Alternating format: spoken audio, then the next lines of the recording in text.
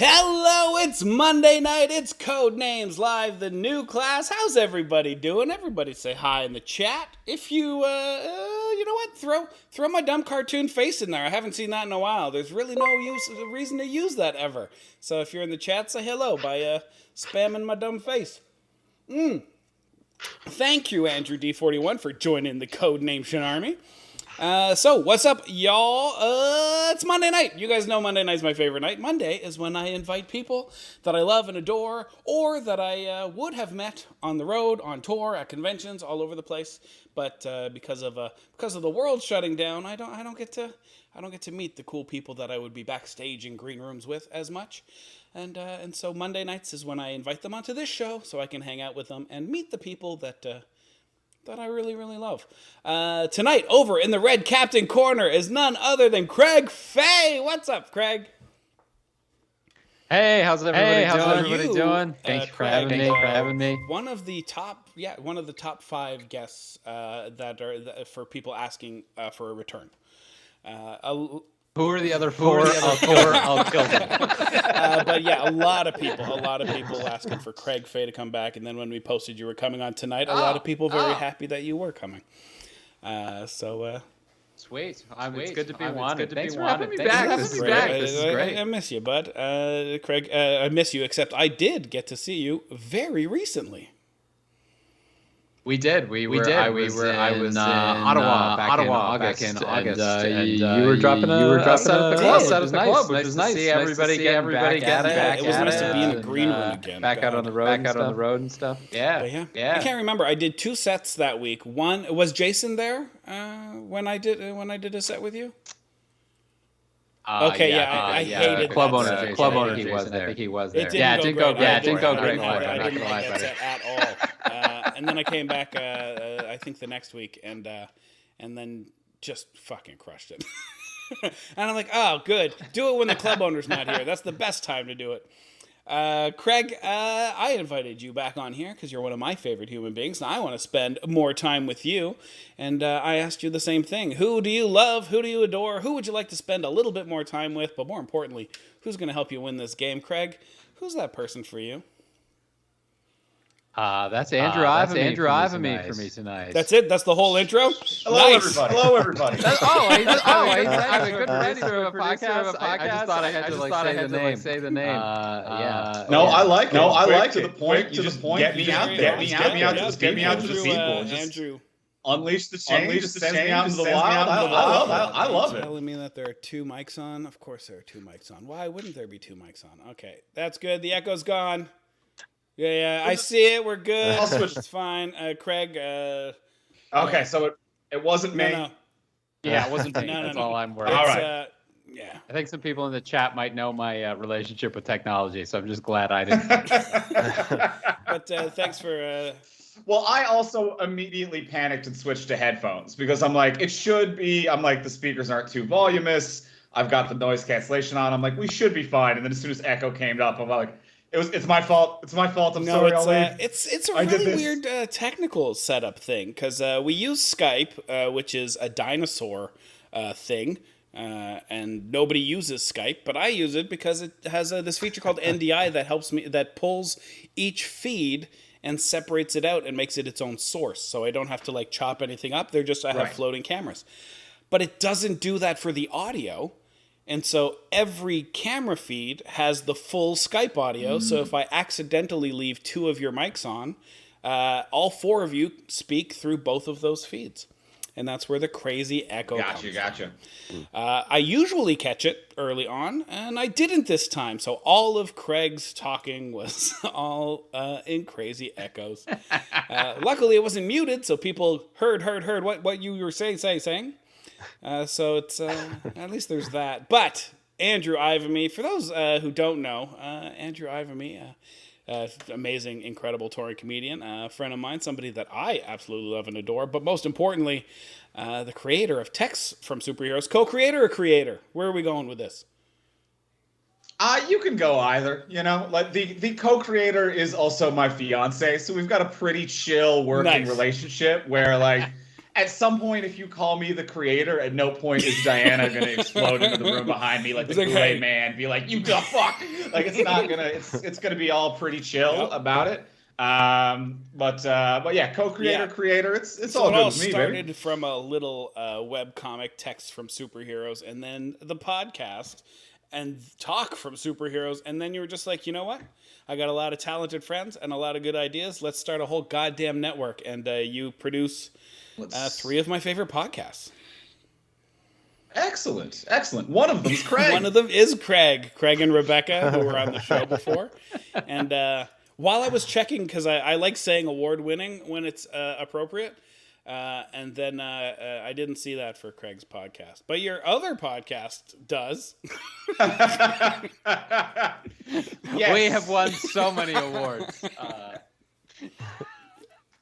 Yeah, so I think like between the podcasts, so there's 3 podcasts on the network. There's Talk from Superheroes, which is the one hosted by myself and my co-creator / fiance. We are, I think, 7-time award nominated.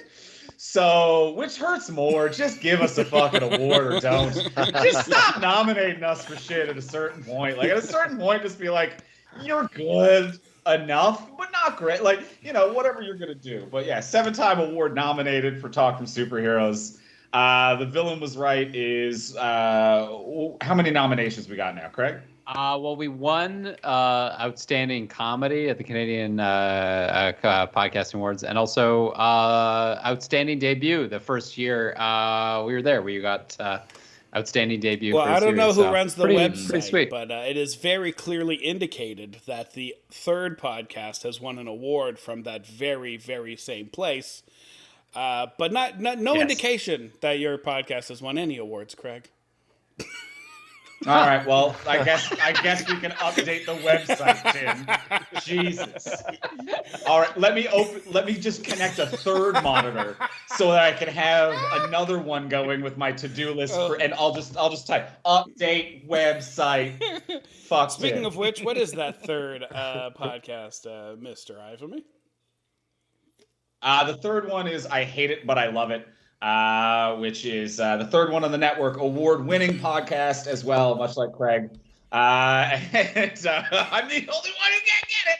And I Hate It But I Love It is about TV and film that you hate and love simultaneously. They are all fantastic. And Andrew, you're doing amazing work, and you've got an eye for talent.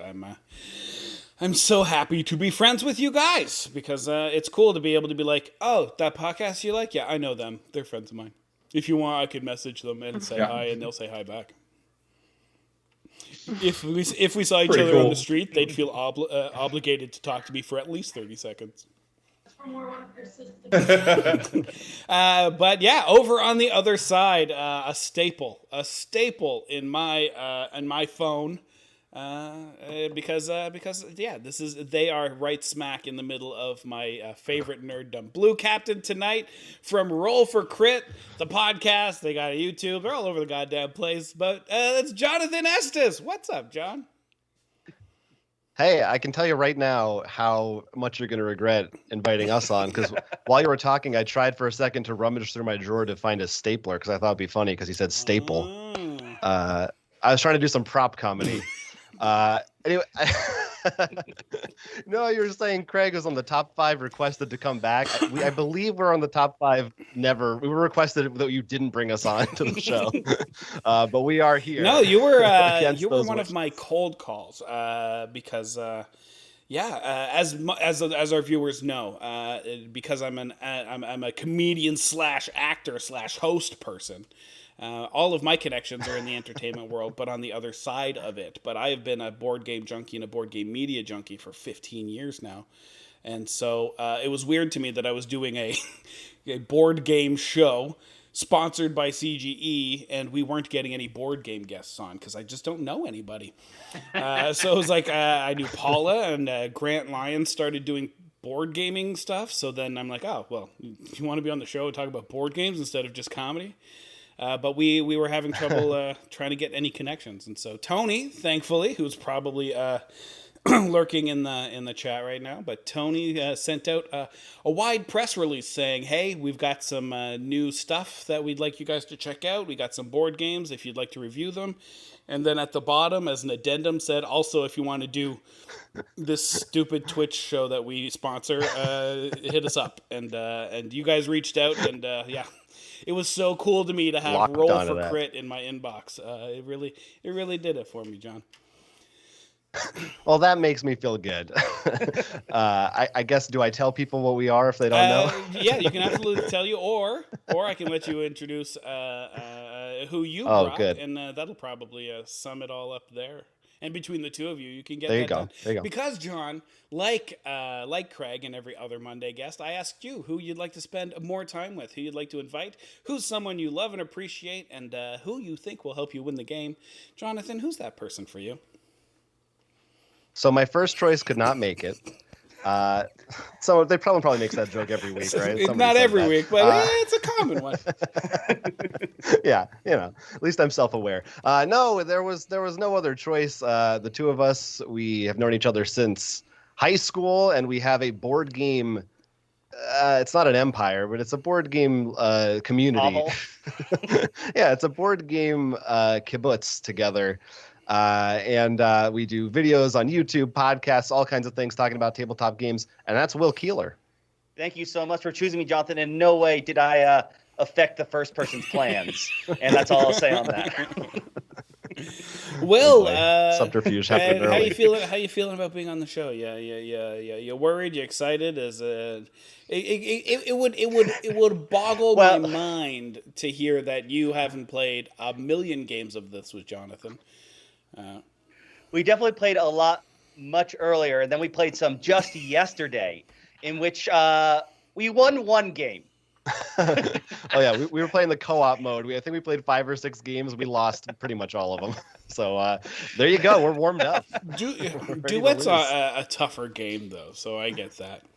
And yeah, I think that's true. There was this moment we added board game words, and then we got Euro and European. And one was the assassin. Yeah. It's just like I think someone was choosing those words on the other end. I think someone was mocking us. There's somebody sitting in the back going, "This'll fuck with them." Little gremlin. So before we go to go visit Sam, Craig, Andrew, are you feeling a little overwhelmed going up against real board gamers, professional board game people? Or are you like, nah, this is connecting words. And we know how to connect words better than anybody. Words is our jobs. Words is our jobs. That's what you want. A confident words. I think I'm feeling pretty good about it. I think Andrew and I we share a common parlance, if you will. We understand each other pretty well, so I think we'll be able to, as Andrew put it, same kind of idiot. Is that what you said? Synchronized stupid is how I describe it. It's like, as long as our stupid is synchronized, we'll be just fine. All right, we'll be just fine. But also, like, there's no pressure when I ain't afraid to fail. All right, so I'll just jump right out of the plane without a parachute. I'll stitch one together on the way down. You don't know like me. it. Yeah. All right. Well, we do have one more stop before we get this started. So everybody, let's head on over to Mod Corner. And that is Sam Murdoch, Suited Monkey, our mod, our favorite mod, our only mod. What's up, Sam? Not a whole lot. I had a really awesome weekend, and celebrated my 1-year anniversary with Congratulations! Yeah, by the way, we're going way into morning drive time now, guys, so strap in. So is that it, Sam? That's the big life thing I did. I also stopped at Kessel Run Games on. Yes, I stopped in West there for End the first somewhere. time in a couple of years, and I was sad. Their selection has really dropped.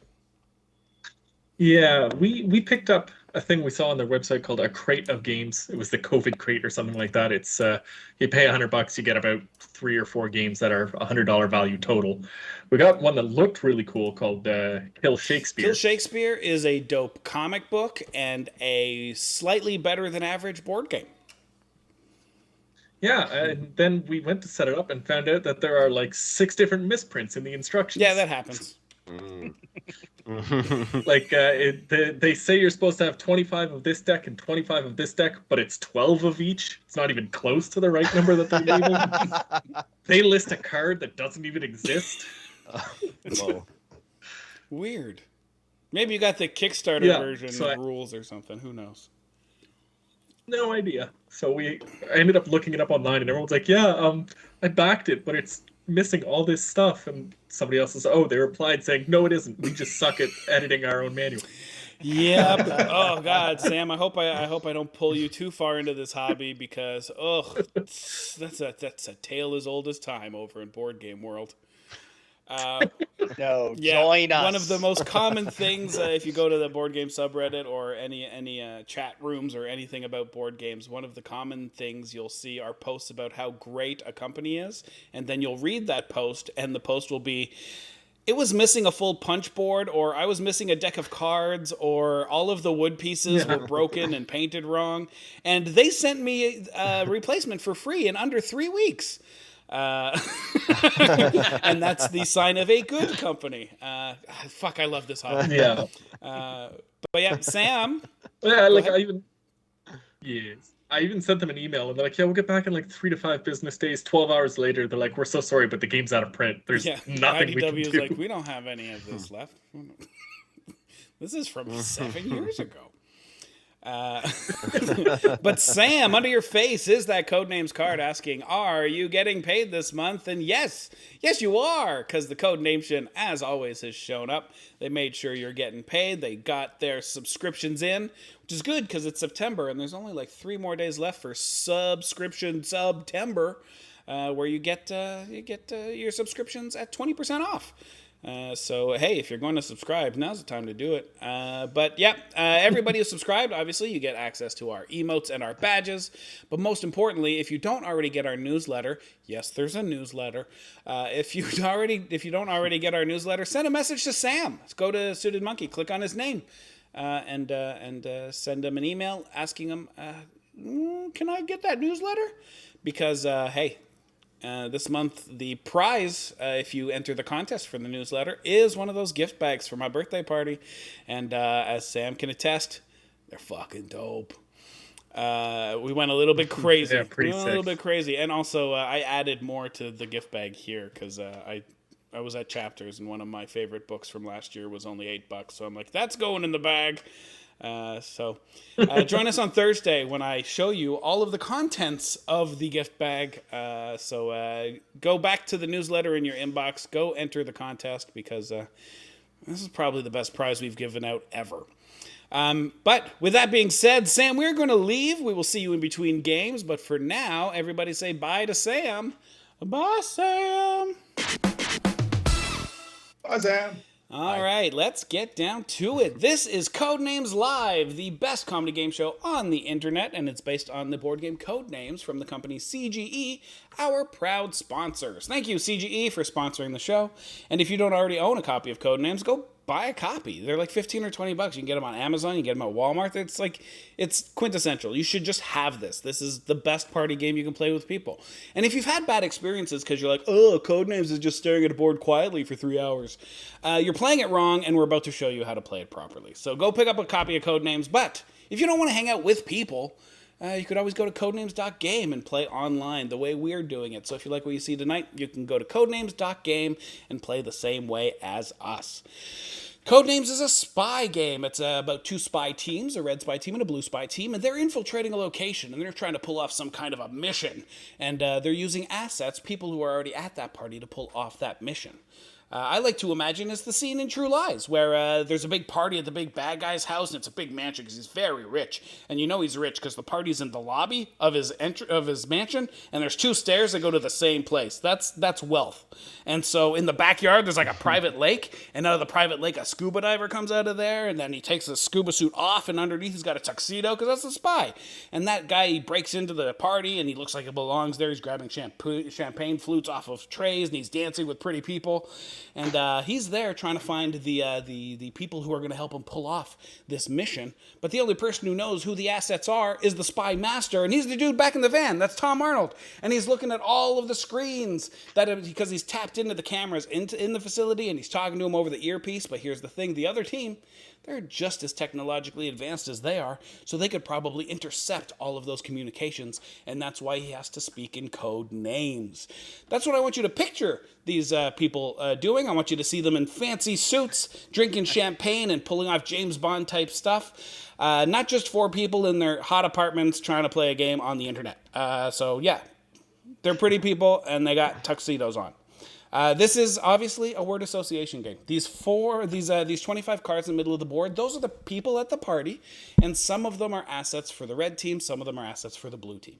The red spy master is trying to get the operative to choose very specific cards by giving them a single word clue and a number that tells them how many cards match that clue. For example, if they wanted to find the cards cat, dog, and mouse, they might give a clue like animals 3, and then their operative would look at all 25 words, see that only 3 cards relate to the word animal, cat, dog, and mouse, and they would choose those, and then they would pass to the next team. The next team would do the exact same thing, and we'd go back and forth until somebody finds all of their cards. Obviously, it's not going to be that easy. None of these words connect as easily as cat, dog, and mouse. They are very different, and it'll be the spy master's job to come up with clever ways of connecting these very disparate cards. So a clue like animals 3 would more likely point to cards like squid, phoenix, and drummer. Because a squid's an animal, phoenix is a city, but it's also a mythological animal, and the drummer from The Muppet Show was named Animal. Those are the types of connections our spy masters are going to need to make sure that their operatives can find as many cards as fast as possible. But this game isn't just about making connections with the cards. It's about making connections specifically for your partner. Because it doesn't matter if you can connect all of your cards to the book Moby Dick if your partner hasn't read the book Moby Dick. It may be a clever clue, but it is not a good clue because your partner is not going to be able to find those cards. So make sure you cater your clue for them. There is a little bit of danger here. There is one of these cards that is the Deadly Assassin, and should the operative choose that card, the game would end automatically, that team would lose, and we would make fun of them, so try not to do that. Obviously, everybody on the board here, they know how to play this game. You in the chat, you have heard this spiel 1,000 times already. You know how to play. All of this was just to buy a little bit more time for our teams to come up with their first clue, but that time is up. So let's play Codenames! The red team captain today is Craig Fay. He will be the spy master for the first game for the red team. The blue spy master will be Jonathan, and Jonathan will be going first. Jonathan, have you got a clue for me? All right. I only spent, the last 40 minutes trying to think of one. And I won't qualify and my clue's qualities. I do have Let's a clue. That is all I will say. White 3. All right, we're starting off with getting canceled. I like it. All right, so I'm gonna hope he's just going by color. Yeah, ghosts and moon sound pretty it's good. White. I hope he's going by color. Yeah, it's a color. White, I say. I don't think. You know what? We'll just go with the. Why not? Let's Ghosts risk are it. white. Just go to the. Yeah. There's no ethnic ghosts, right? Nope. No, moon was not white. I am sorry. We are over to Craig for his first clue of the game. Craig, have you got a clue for me? Yeah. Also, the whole chat really excited that finally a clue can point to powder, and powder, a long running inside joke with this crew here, and now they're very excited. I can tell you they're freaking out. And yet I failed. Craig, have you got a clue for me? I got a clue for you. Geology. Geology 2. All right. Well, rock is going to be a no-brainer, so we're going to be messing with rock pretty much off the top. Geology. Other than rock, what we got here? Maybe Powder, the fan favorite. Yeah, I don't know. I'm pretty sure. I'm pretty sure Will would like you to pick Powder. I'm not saying anything. You know, you do what you want. But... Roots. Bar. I do have this concern that I get word blindness, that I'm gonna just walk past a word that is like, there's one that actually says geology, you idiot. Like, I'm worried of that. No, I think Rock was pretty. It was the obvious one. Rock was pretty safe. And then she's gonna unsubscribe to us if you get that one. Good A. I was thinking that too. It was a rock powder. Rock powder. Roots are in the ground. Maybe root. Yeah, the living plant matter of a root. Yeah. Nope. We are back over to the blue team. Jonathan, obviously, Will knows that you're looking for 3 white cards, and he only found 1. So I assume this clue isn't going to point to the other 2 cards, because you do get bonus pokes. Right. Jonathan? Right. I was just going to say white again, but since you said that. Have you got a clue for me? I think I got to go ahead with a clue that I do have, yes. I love the confidence there. Game 2 and dunk. You know, dunk? I was almost sad Root wasn't picked. I was hoping you'd use it for that. Well, I got to go with board. I'm not even gonna. I'm gonna be angry if that wasn't. Yeah. So, oh wait, board game. Oh, I didn't even think of that. But now for the rest, board game. Wow. I got stuck on game. Board. Stick with board. Just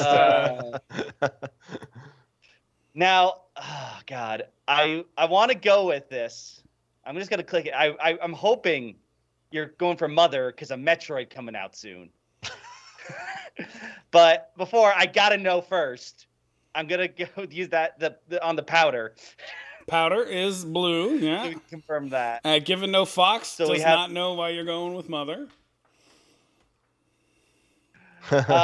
The villain from the Metro series, the mother from that. So I was assuming, since also the game's come recently, John's like, it's coming soon. Since Nintendo is his big thing. But after that, now I feel like there's a game here that's very obvious, just like Root or Board, that I'm now missing terribly. Jonathan's like, what is wrong with you? We just reviewed this. I just like how far down the path you went on it too. Yeah, you're just like, you know what? It's probably Mother, because Metroid Dread is dropping in October, and one of the people in Metroid Look, I'm going for the Mother. Stretches sometimes. You got. Oh God. You know what? I'm gonna go with. I'm gonna stick with the white. Can somebody pop up the laws for Will? I feel like that'll probably be helpful. These, like Murphy's Law, have been true for 150 episodes. But according, I shouldn't listen to you. Read the laws, so I should ignore the laws. If I think a card is a good idea, it usually isn't. That's what that means. However, deal with current clues before going. Like Tim's law is accurate, but don't listen to Tim means.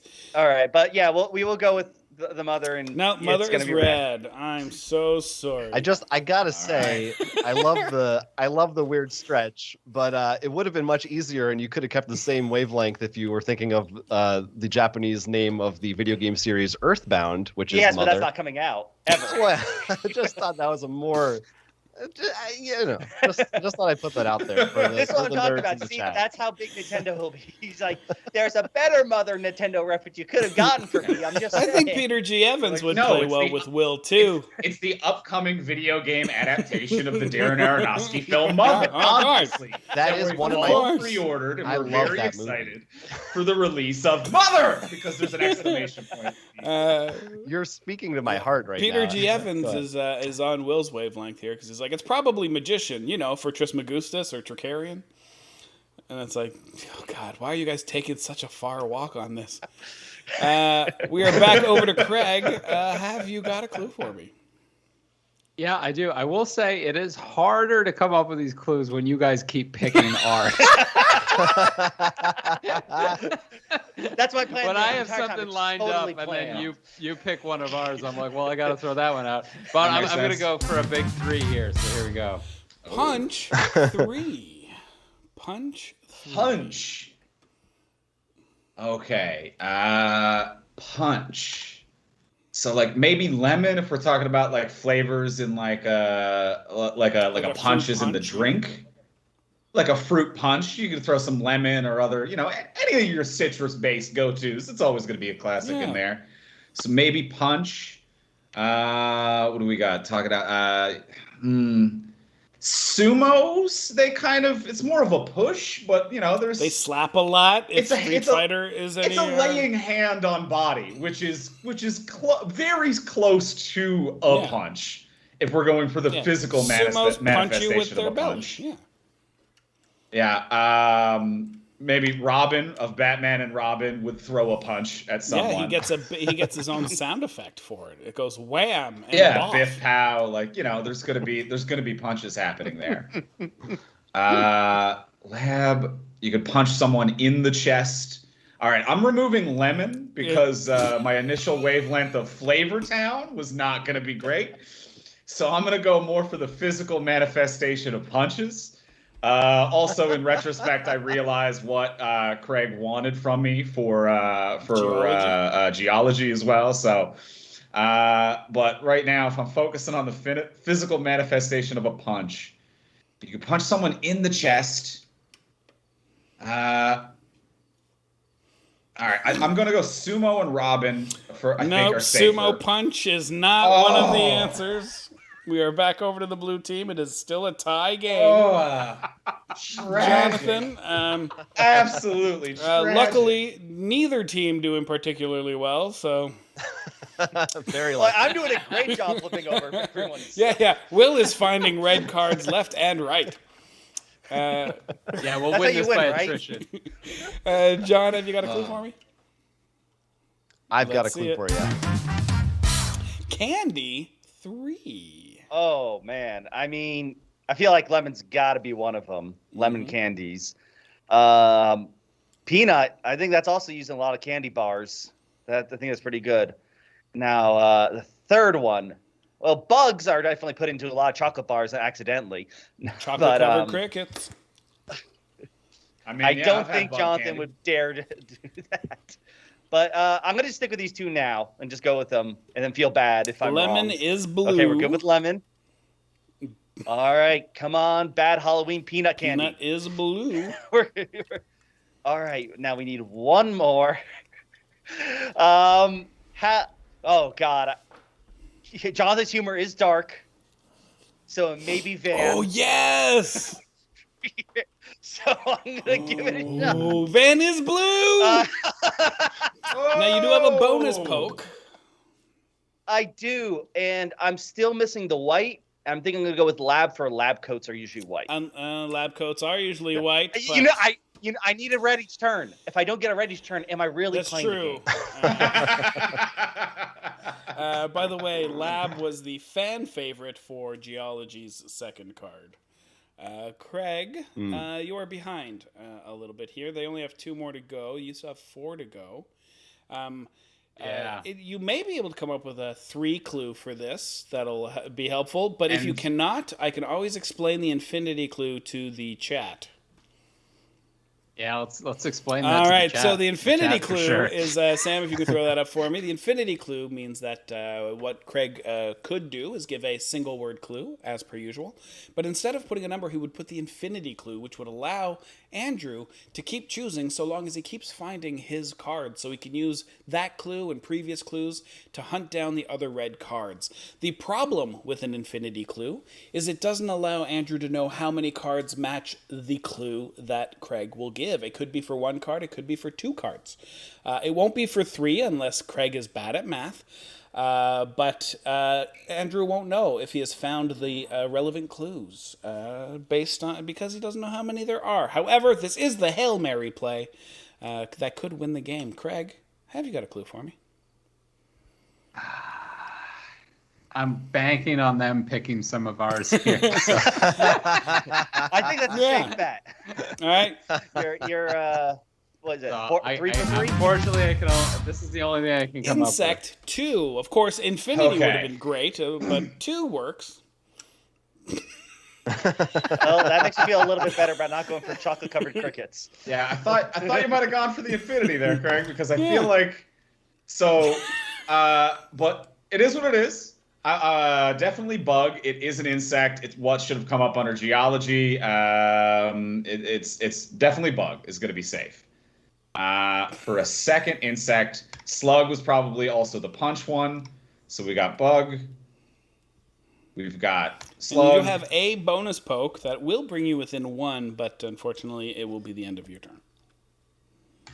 I keep going back. I think punch was meant to be slug, and then 2 other punches. Well, it was definitely for 3 cards. Yes.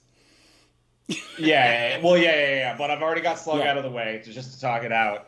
So slug emphasizes that it was a physical hit. I think Craig would go Robin. It is not Robin. Helping out the blue team. Oh, Jonathan, my God. if you can come up with a significantly sufficient synonym, you will win the game. I don't know.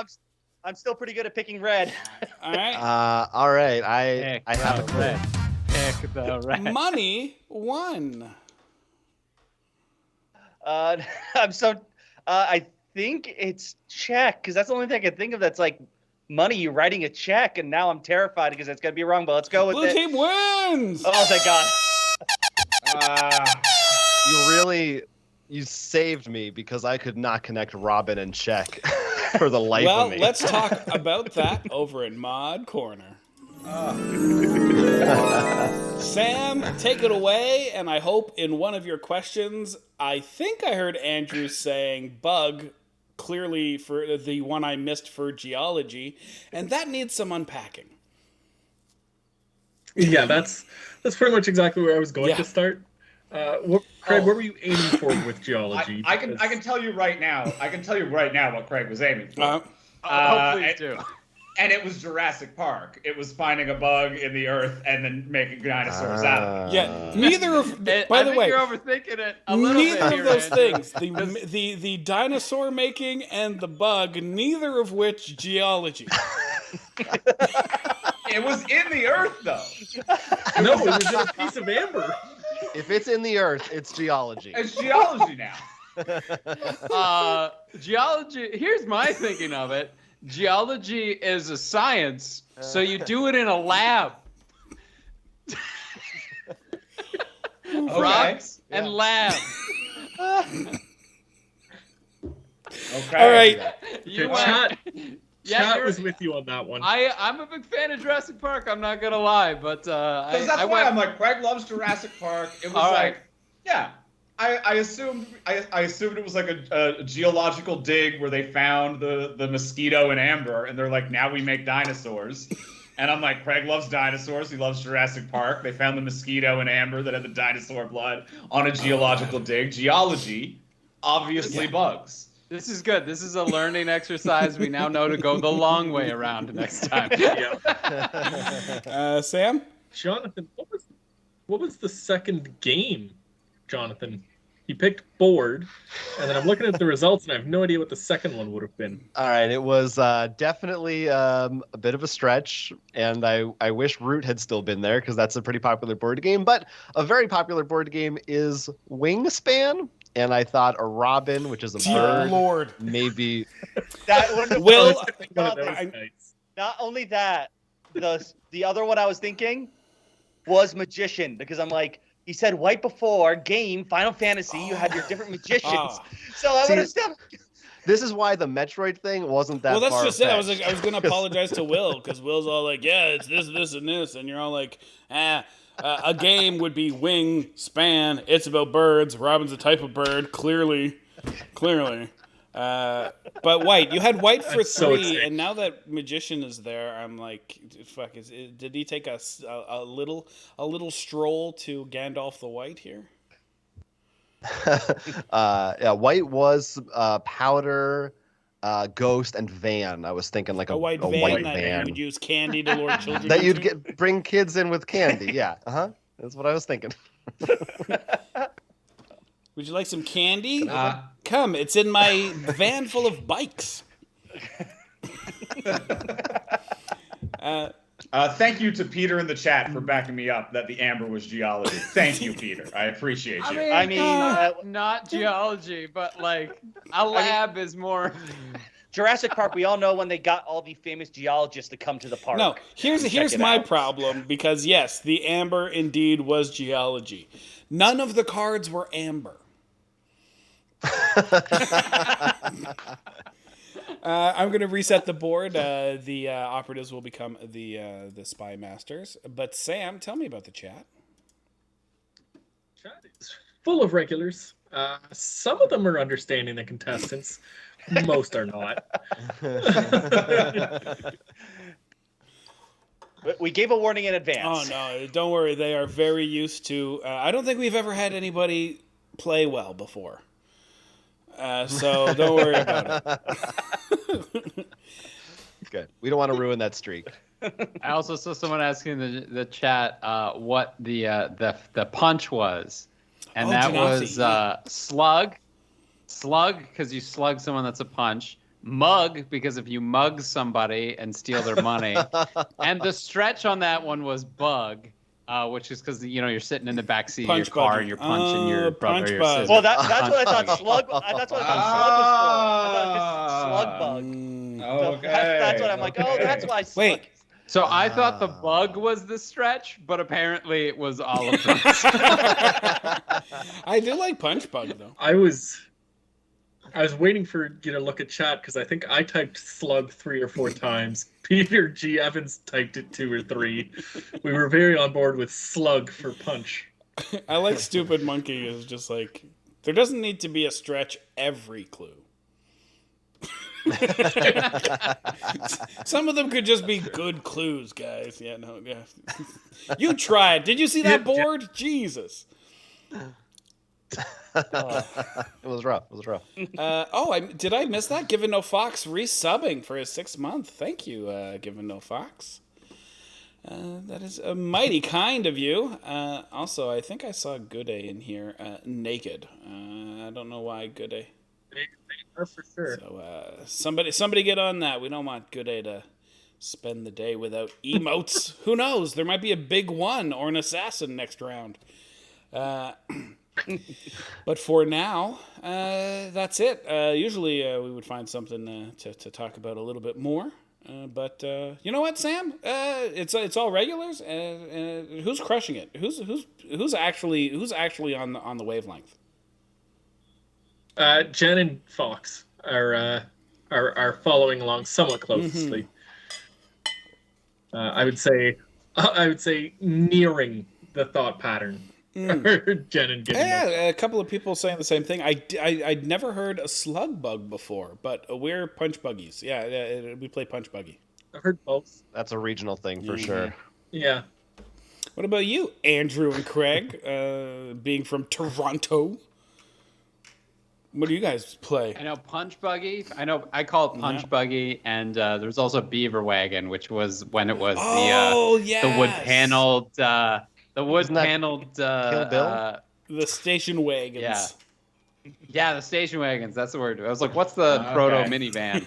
A wood paneled station wagon was like a beaver wagon, and you could rules, punch the person. I mean, we had a lot of games growing up where that allowed you to punch buggy and like. Spadoodle? Did anyone else call it Spadoodle? No. Oh, wait, no. Isn't Spadoodle? No. For us, I don't know if it was called Spadoodle.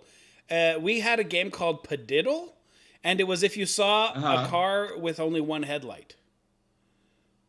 You nailed it, Tim. We called it Spadoodle. Wow. I'm from Newfoundland. I don't know. We called it Spadoodle. So it was, you see a car coming at you with one headlight gone. And one headlight working, one headlight busted. That's a Spadoodle, and you punch. I would say, for me, that was One-Eyed Bandit. Oh, One-Eyed Bandit. One-Eyed Bandit. For me, that's a penis. Interesting. That's a whole other thing. Yeah. Kids today have it so easy with their iPhones and the no violence during road trips. Had to invent Spadoodle to entertain ourselves. That's not even a real word. I don't know if you guys did this. I've mentioned this to a few people, and out of like 10 people that I mentioned it to, only 2 people knew what I was talking about.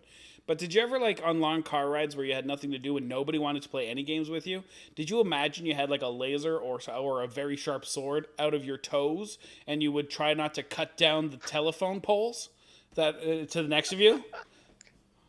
I did a thing where, like, I imagine, like, almost like a video, like, you know, when you run on the internet and Google gives you the jumping thing, so you're running, you have to jump over cars or something. Yeah, I did something like that. Cool. I did that one, absolutely. Yeah, we're all emotionally damaged here. Or racing raindrops. You just pick 2 of them and see which one goes Oh, I faster. never did that, but now I wish I did. I can mess with that. Yeah. All right, that's enough wasting time. We've done it. I hope Andrew and Will have used their time accordingly. Sam, we're going to see you after this round because we need to find out if... wait, who won that one? Red? Oh, that was us. That was Red? That was Red that won that? Blue? Who won that? Blue won. Blue. It's the blue Sam, boys. who won? I don't remember. Jesus Christ. Tony, if you Chat, are lurking, please. get a win counter on this site, please. Because I don't care. Okay, chat, who won? Oh, wait, didn't... Come on. No, Blue won because you guys Thank pulled you. Blue won. Okay, so... We will see if Blue wins the episode by sweeping or if Red forces the tiebreaker. But for now, everybody say bye to Sam. Bye, Sam. All right, we are back at it. Andrew, the new Spy Master for the red team. Will, the Spy Master for the blue team. And Andrew will be going first. Andrew, have you got a clue for me? I do. All right, let's see it. Beach 2. Beach 2. All right. The Alps are pretty much the opposite of a beach, so I think that's out. The beach does smell a little bit. Probably not the biggest thing. Shell. Okay, so there's for sure, shells at the beach. That's an obvious one. Vacuum lace, toast, stick, no. Telescope, no. Baby, trip, mill, cricket. No crickets at the beach. What? It could be. War beach. Like I'm thinking D-Day. Sure. I think you should just start that kind of clicking thing. now. Yeah. Yeah, right. Yep. Don't need to look at the rest of the. Yeah, definitely and then don't keep right looking. At the bottom yeah. row there, we do have sand, which I think that's number 1. Oh, I'm sorry. Nobody else reads left to right, top to bottom. Sand. It's sand, and I'm also gonna go with shell. It's got to be shell is there. red. Now Bingo. you do have a bonus poke. Yeah, and I'm gonna. I got no That's clues. right. You do not. Blue team. It is over to you, Will. Have you got a clue for me? All right. I do have a clue. Luckily, I was able to spend that time just enough for this. All right, let's see it. Japan 2. Okay. All right. So we're starting off with some nice simple ones. Right away. I'm seeing rice. Rice is definitely Super a thing. racist.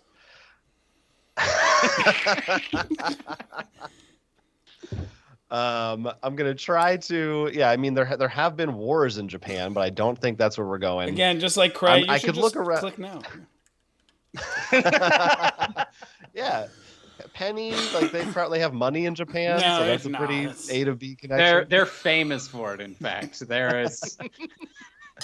No, we got to go with ninja for sure. I'm gonna start with ninja. That's feels like one. Okay. And yeah, I'm gonna stick with Sticky with rice. rice. Yeah, you racist bastard. Sticky rice. And I also will end guessing before I get us canceled Very again. well done. Red team, it is back over to you. Andrew, have you got a clue for me? I am queuing it up All right, now. let's see it. Red 3. Ooh. So it's 3 okay. red cards. Okay. Just pick any 3 red cards, correct? Yeah. Well, the reason that I know this is very strange, but there is such a thing as a red-tailed hawk. Sticks can be red, I guess. Toast is generally brown to black. Red letter, like the scarlet letter, or perhaps. having a red letter day. Yeah. Red letter day. Red letter day. Yeah, yeah. Oh, that's the saying. Yeah. Red bride. I certainly hope not. A bride at the red wedding. Oh. I mean, I'm looking at the things here, and like the only like red lace is a thing, right? Like that's the sexy red lace. Unlike that's the only thing I can really think of. Or white lace, not sexy. No, yeah. Right. Yeah. Fair enough. The smell can obviously not be red. The Alps are a mountain. PJME. I hope that's right. God, that's so good. Oh, I'm not even gonna look now because I don't want to cheat. But I think it's definitely not. I'm confident it's. That's confident. Good. Oh, no red-tailed hawks. Andrew, not a fan of the Animorphs or board game Wingspan that has birds like a hawk. I mean, that was my clue. You got my. It was Animorphs, is what I was thinking, because our friend Luke loves red-tailed hawk. I would have written Tobias if I was trying to clue into hawks and Animorphs. Okay. Fair enough. Will, we're over to you. That was more directed at Tim than you, Craig. Andalite 4. All right. All right. Will. I gotta put the number. But yes, I am ready to go. Skiing 2. All right. Skiing, or as some might pronounce it, skiing. If you didn't know how to say it. Okay, so you could definitely go to the Alps to ski. That is for sure. You could also take a trip to go skiing. It could be a point, like something point. Could be like a mountain. I don't know, but I feel better about. I mean, Alps is 100%. All right, we got Alps. I don't think anything else is jumping out at me for skiing, and I have only skied once in my life, so I know a lot about it. Well, you have a pretty healthy lead here. That's true. Oh! So I could. You're saying I could stop early? Is that what you're suggesting, sure just to be safe? If you're a big but I was told a rule was, or a law was, that I should never listen to you. For cards, for my choice of cards, you should never listen to me. Okay, you need to specify that law. I think. I'm gonna go with trip. Let's try it. Blue. All right. You do have a bonus poke. That I will not tempt fate on. We're back over to the red team. We are Andrew. Usually, when hypothetically, if a team was losing 7-3, they would sometimes use the infinity clue. Do you need a refresher on how that works? So the infinity clue works like this. I don't need a refresher, but throw it down. So the infinity clue works like this. Andrew, should he use the infinity clue, will come up with a single word clue that points to as many cards as he can make it point to. But he will, instead of putting a number, he will put the infinity symbol, and that will allow Craig to go use that clue and older clues to keep choosing cards until he misses or finds all of his cards. The problem is, Andrew may be connecting his clue to 4 cards, but Craig won't know because he only knows that he can go infinity. So he won't know if there's one card that relates to that clue or several, and that's the downside. But it is a Hail Mary play. So it is something that can sometimes be used, especially when, you're going to lose a whole episode if you don't win this show, this one. Well, so let's see that clue. Hail Mary. Reveille Infinity. Wow. Well, thank God you pronounced it. I almost Tim, said it I'm not sure I would. I'm French. And frankly, Tim, I was actually going to ask if I'm allowed to pronounce it. If you Yeah. Right. But you nailed it. Well, because that's just it. I'm French, so I'm like, I was like, réveil. I'm like, no, it's the reveille. Okay. No. Does that mean good time? We're not allowed to tell you what reveille means. I mean, the chat could tell you what reveille means, but I certainly will not. They could tell me what reveille means. I don't know what's going on. Here's it is certainly French. So reveille I knew reveille is French. a famous thing that you would get stuck in your head if you watched I think it's a Tom Cruise movie called Taps. Oh, okay. Okay. Oh God, Jonathan, you haven't seen it. You're my main. I don't know movie. You're the person I get turned to. It's like a. That makes me think Bugle. I'm just gonna go with Bugle. Bugle is red. Okay. Infinity. You do have 3 Bear red Melvac. cards to find as well. I know, this is crazy. Oh yeah. Chips could be red if it's like a Doritos kind of red, maybe a spicy Dorito. You're not wrong there. I'm gonna go with red letter. Red letter day. Gonna go with red lace. Ooh, sexy. Yeah. That's the sexiest of the laces. Revelry. War. I think if we're going trumpets and stuff like that, war. It is now a tie game. What is happening? Graham, Grumpiest Ham, subscribing for another month. Thanks, brother. And I got none of the red ones. Red cricket, red mill, red. Did Andrew do a lot of baking because there's red mill flour? Yeah, that's not right. So is Andrew's favorite bear the red panda? Which is not a bear, it's part of the fox family. So I guess it's not. I don't know. I don't know if there's. I have no idea what I got and what I did. Rusty penny. Well, that's the thing. I'm also thinking for red penny. Like a penny is red, a copper is red. Yeah. I'm going for it. No! Wow! Red pennies are blue. I had no knowledge. Will, bad penny. Now I'm actually a little angry because I was one of the ones I was like I could go with use that for my things. Yeah. that always happens. It was an incredible cleanup. Okay. I'm with Melface. That was an incredible play, guys. Oh, Finding that was... 4 of your cards. Let's see if it was all for naught. Will, have you got a clue for me? Oof. I guess like he doesn't. I guess my clue is going to be have fun with this one, Jonathan. Oh boy. Breakfast 2. Okay, well, I mean, clearly we've got toast. Toast is breakfast. Mm-hmm. No one can argue with this. I'm not going to eat bear meat for breakfast. I'm not going to eat crickets for breakfast. I'm not going to eat chips for breakfast. I'm thinking smell, like breakfast could have a smell, or stick of butter. Yeah, you could stick a butter. Start with toast. And that goes with toast, so that could be the connection. But then I think he would have said butter. Now that I'm thinking of it.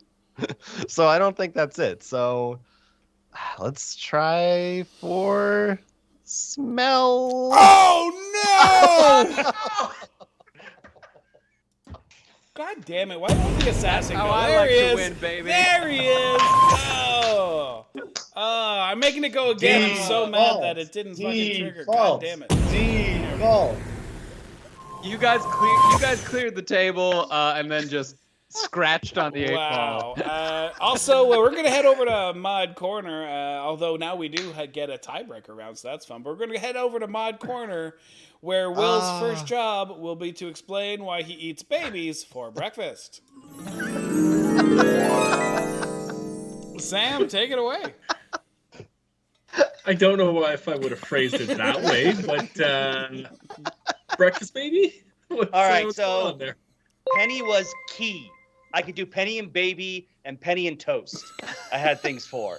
So you pretty much knocked out the one thing I was using, and I don't do well under pressure. And I'm just thinking like morning breakfast, the baby's there, like it's like the family's all together. I'm like, I gotta come up with something. They eat breakfast. Yeah, babies have breakfast. That was panic. I legit thought this was a clue for bear, and I was like so happy about it because it's like toast and bears. Bears are so picky about their breakfast, they will stroll through the forest if their porridge is too hot or too cold, allowing white women to break into their house and steal their shit. And so I was hoping it was bear for breakfast.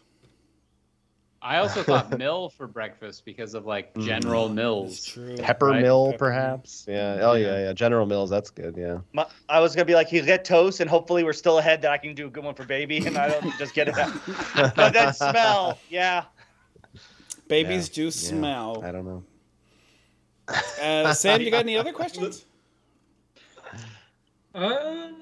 Take a third look at the thing. Not really, because the taps was a good one. Well, I guess what was red 3? Yeah, what was the third red? So that was Craig ended up getting 2 of them when he circled back to it. It was Red Letter. I was thinking of Scarlet Letter, like the novel. Yeah. Red Lace. That just kind of felt connected to me. And it wasn't Craig. I can't remember which one of you mentioned it, but it was Chip. One of you did talk through it. I was thinking poker chips. Oh yeah, that's right. Jonathan said Doritos, which I guess is another red chip. But I was thinking poker chips. I was thinking like blue, white, and red poker chip. So that's what that was the third red that Craig didn't make it to. I like that. I like that very much. Also, I'm glad the assassin was triggered. It's one of my favorite emotes. I got very mad because something happened with my OBS, and so it didn't trigger when I pressed the button, which I'll have to fix in post if I ever post this again. But yeah, PJ, it was not Baton Rouge. I was hoping red was a clue for stick for Baton Rouge. That would have been some high level fucking shit right there. I would have red stick Baton Rouge. That's some awesome stuff. I'm gonna reset the board now. Anybody for this tiebreaker game can be the spy master. It doesn't matter who, so choose amongst yourself. And while that's happening, Sam, tell me about the chat. We've got a couple newcomers now between rounds. Hoser 40K, PJME or Azazel PJME. GS is here too. Just followed, yep. PJ is high as. Well, PJ's isn't PJ the other half of postmodern juke? No. Who's the guy I love? The musician. We rated his thing. He's the piano, and he. God damn it, PJ! PJ, just tell me what I'm grasping for. You are the other half of musical act. Blah. Because I can't remember shit. Yeah, Billy Joel. Yeah, he's the other half of Billy Joel. Thanks. Human Juke. Thank you. Joel. He's he's from Human Juke. Who, by the way, if you're not already following Sam, if you could post those. You're not his other half though. Okay, well he came from Human Juke when he came by. Sam, if you could shout out Human Juke. I remember where I see people from. I just can't remember anybody's names ever. Which is why everybody I know is, sup, bro? Hey, guy.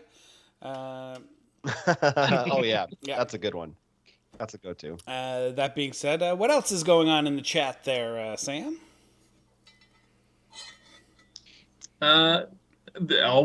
Jesus, apparently I just can't talk. Excited about the assassin. Everybody popping out their emote for that one. Not get used often enough.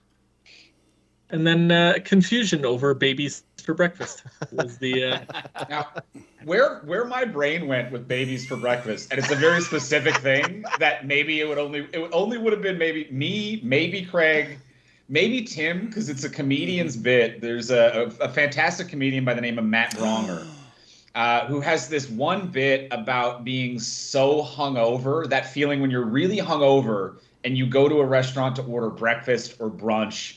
And you're so hungover you forget what human words and food are. And in his bit, it's like him pretending to be hungover and talking to a waiter, and he's like, "Yeah, can I get some burrito babies and a ham dancer?" And like the waiter has to decipher how your hangover brain thinks food works.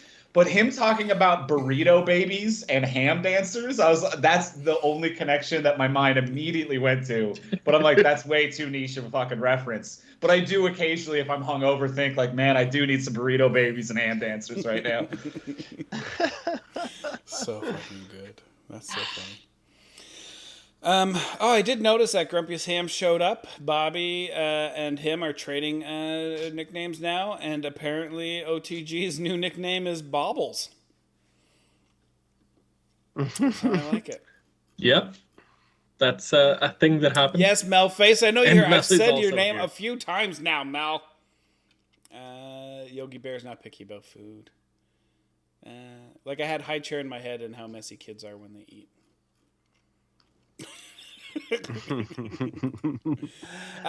So yeah, this is by the way is my buying you guys time to come up with your first clue. So if you guys just want to silently sit there staring at me, we're just gonna go play the game. I'm good. All I right, got it. then I'm let's ready. do it, Sam. Oh shit! Okay. We are going to go play this tiebreaker game. See who wins the episode. We will see you right after that. So for now, everybody say bye to Sam. Bye, Sam. Bye-bye. Bye. See ya. All right. This time, Craig has chosen to be the spy master for the red team.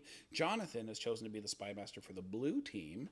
And Jonathan will be going first for this tiebreaker round. Winner takes all. Jonathan, have you got a clue for me? I do, and I'm pretty sure this counts as a one word, but you can chastise me if I'm wrong. Will do. Timepiece 3. Timapiese 3. Yeah, that's a solid one word. It's Italian. Timapiece. All right, It's Italian. Timapiece. I definitely think of usually the watch on a chain in the breast pocket, and I'm late. I think brass makes sense. It's usually made like of metal similar to that. So I guess swing for like you're hypnotizing someone, you swing it back and forth. So why don't we go in that order? Chain is blue. All right. First Brass one's good. is blue. Second one's good. Let's Swing get the is turkey. not blue. Nope. We are over to the red team. Well, I had to give it. That's my. If I don't play red. That's our tradition. Craig, have you got a clue for me? I do have a clue for you. I just haven't selected. There we go. Hey, I got a clue for you now, buddy. Halloween 3. Halloween 3. Okay. So you could go as a witch, a leprechaun, both Halloween costumes, and also just some classic Halloween characters, whether it be a movie or show or anything. And kids are going to be out on Halloween night. Sure. And then I'm just looking around for a troll though. Also, Halloween If we were to what? follow the Like monster when would it be? theme. Halloween what? Halloween night. Halloween's a day. Come on. Get your head out of your ass, Tim. All right, we're playing Codenames here. So yeah, and then the only other thing that popped out to me was like, the character of Hook could be a Halloween costume, but that's too long of a walk. So I'm saying like which leprechaun are like a guarantee. That's a gimme. That's a layup. That's no problem right there. Then it comes down to troll. While a monster is not one that I typically associate with Halloween, but it would follow the monster theme. Kids, they're fucking everywhere on Halloween. All right, they're all over the place. It's an infestation. All right, I'm starting with Which witch. is red. Going Leprechaun leprechaun. is red. Going Kid kid. is not red. Kids do not enjoy Halloween. Blue team, we are back over to you. Have you got a clue for me? All right. I've got a clue. All right, let's see it. It's a big 4. Fable 4. No. Now that Witch and Leprechaun And now are that gone, Fable is great. Troll. Gotta have the troll under the bridge. 3 blind mice. I mean, we were just talking about the soup's too hot, too cold. Oh God! Now, like I'm feeling, I can see, like I'm thinking, seeing almost. I'm gonna stick with these for now. Let's go with these before I find hope for that. So, Nope. No. Jonathan saying, I specifically said Fable, not fairy tale. God damn it. Red team, it is back over to you. It's all right. That's okay. No. We can come back from this. Yeah, It's all right. I mean, all I have to do is give a clue for 3 and and infinity, and you'll be fine. Craig, have you got a clue for me? I got a clue for you. Magma 2. All right, volcano's a gimme right there.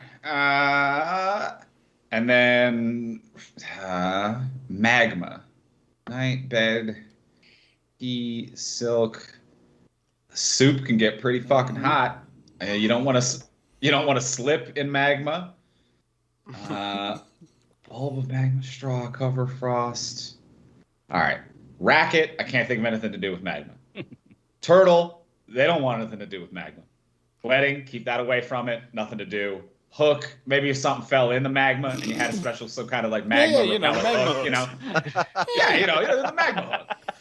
The hey, whatever one they lowered the Terminator down into is some kind of a magma hook, all right? I'm telling you. That works 2 ways. A bulb, straw, mouse, cover, magma cover. No, frost is the opposite. That's not nothing. Night magma. Working on my night magma. That's not a thing. All right. I'm going volcano and soup. Volcano is red. Volcano's a gimme. Why wouldn't he type hot, though, if it was soup?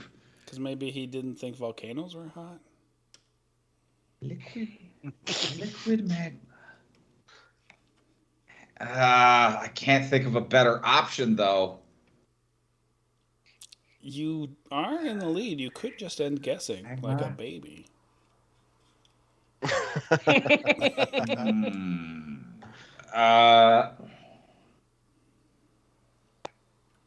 going to take a chance. Oh, no! Oh, I'm so glad I didn't choose that for Fable. Oh! I'm so sorry to have to do this, but no, I'm not. Blue team wins!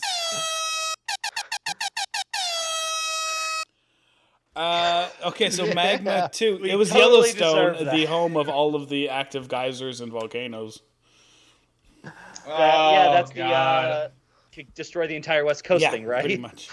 Yeah, Old Faithful, lots of geysers. Yeah, I guess I did know that, but it was not anywhere. Like, you saying it, I'm like, yeah, I know that, but it never... It wasn't even an never option. made that connection in my brain. So, I What do were walk the- around a lot being like, man, this soup is hot as magma. That's the thing you've heard me say.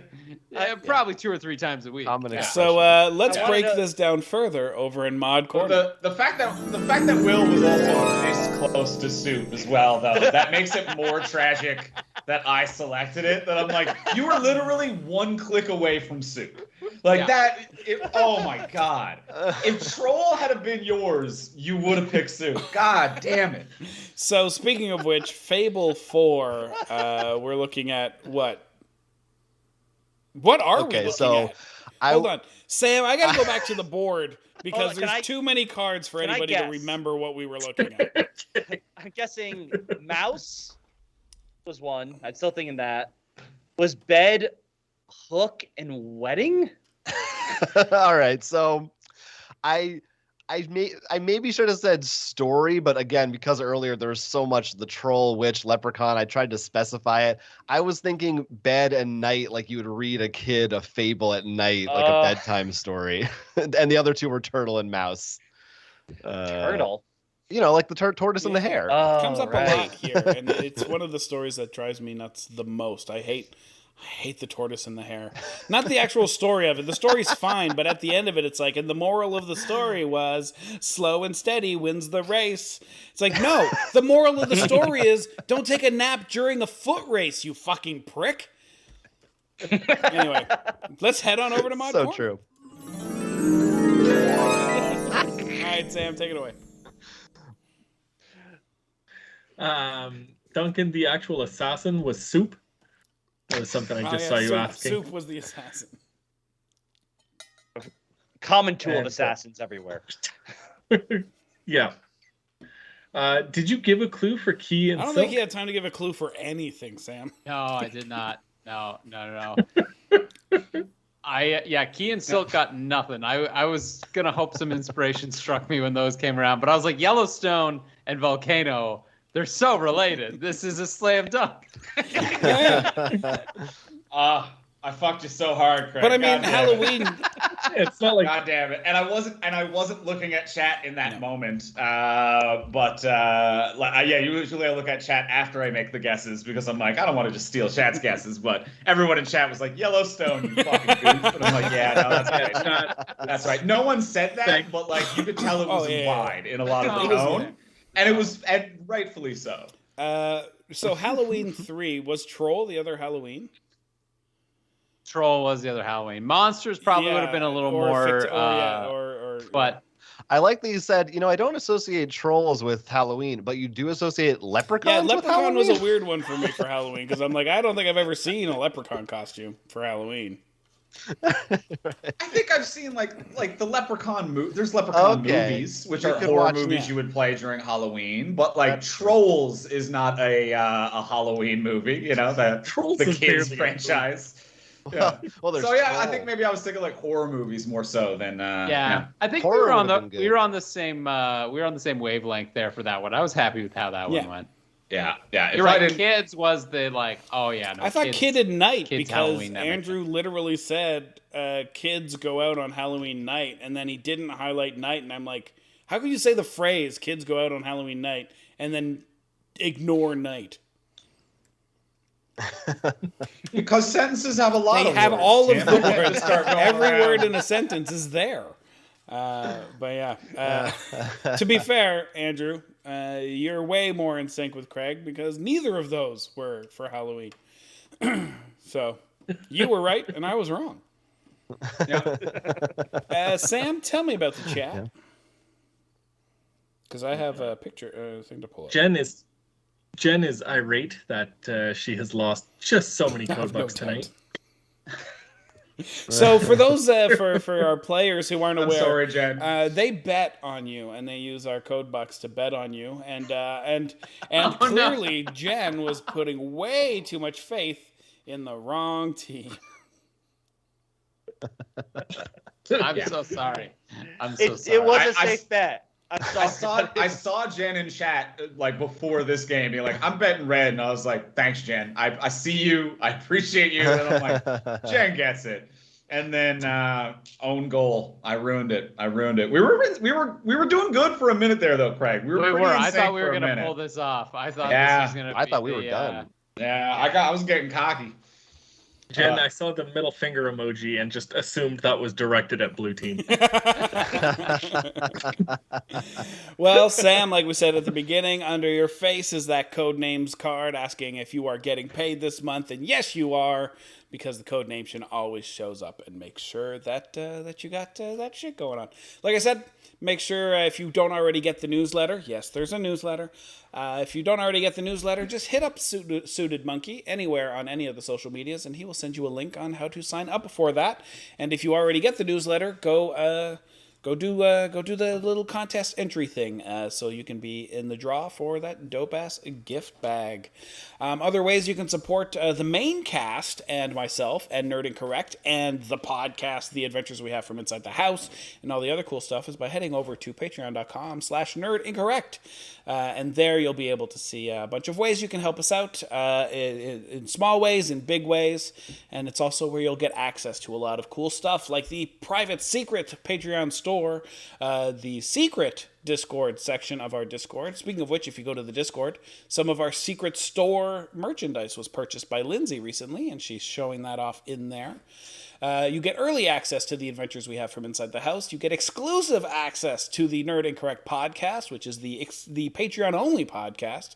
But more importantly, and the thing I know you guys love the most, is that if you support us at a certain level or higher, you will get put on Tavis Mapleston's hit list, and he will hunt you down and kill you. One of these people this month are the people who have made Tavis's hit list. Peter G. Evans, Emily Slatter, Given No Fox, Lindsay Northrup, Luigi 2020, Tim Rowcliffe, Stupid Monkey, Janathi, Mazel Tov Cocktail Gaming, and Astrogriff. So yeah, thank you to those people. Tavis will hunt you down at his leisure and murder you, and it'll be great. If you also want to make Tavis's hit list, then head on over to patreon.com/nerdandcorrect and sign up at, I think it's the stakeholder or higher level. But go in there, there's all sorts of cool stuff. And if you're insane and do the VIP level, which you shouldn't, it's too much money, it's stupid. But you do get exclusive merch that is only available to that level, and we don't even take pictures of it. So it is very, very exclusive, because I said I would never make merch with that design on it, and then we did, just for the Patreon subscribers. So if you want some merch that I'm upset about, then help us out over on Patreon. I see Tony has showed up. Tony, what's up, buddy? Tony Galati, obviously, our partner at CGE. What's up, Tony? Everybody, if you could wish a happy birthday to Mr. Tony Galati, who turned 38 this weekend. Happy birthday, Tony!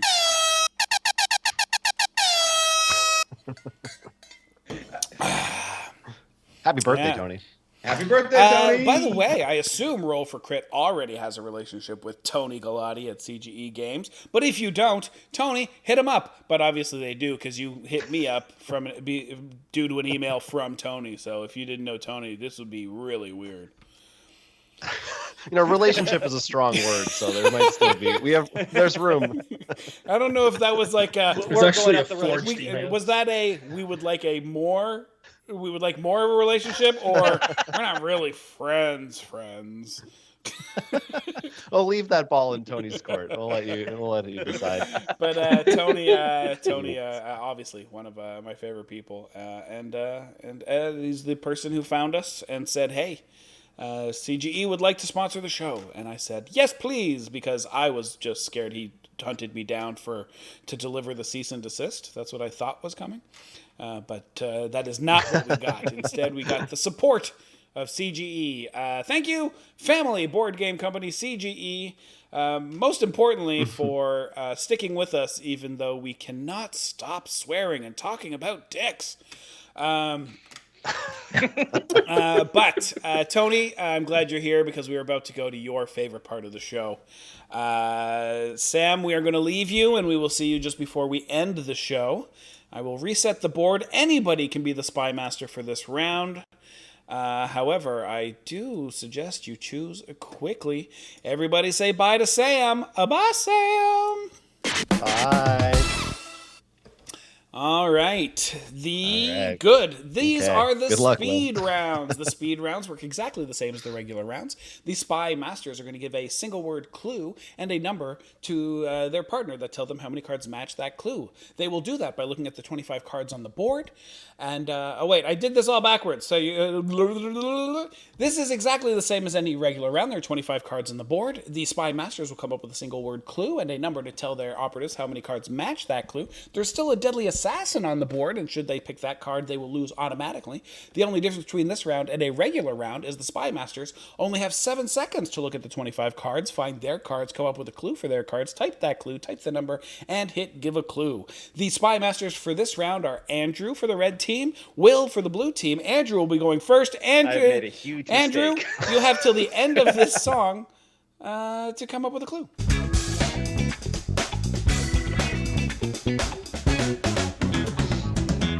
Joe G, what's up? Clean 3. Clean. Okay. You'd have a clean apron. I don't know, maybe. You clean the floors. Brazil, not particularly clean. Shoulders can be clean. Your head and shoulders. Yeah. Toes. Field, millionaire, apron, cap, wizard. Jeez. You clean your nails. You got. You clean your pants. There's so many things you clean here. You clean mud off of things. You could hose down your shed. Jesus Christ. I feel like there's one obvious one I'm missing here. Geez. Okay. I'm gonna go with mud. I think. No clean mud. Blue team.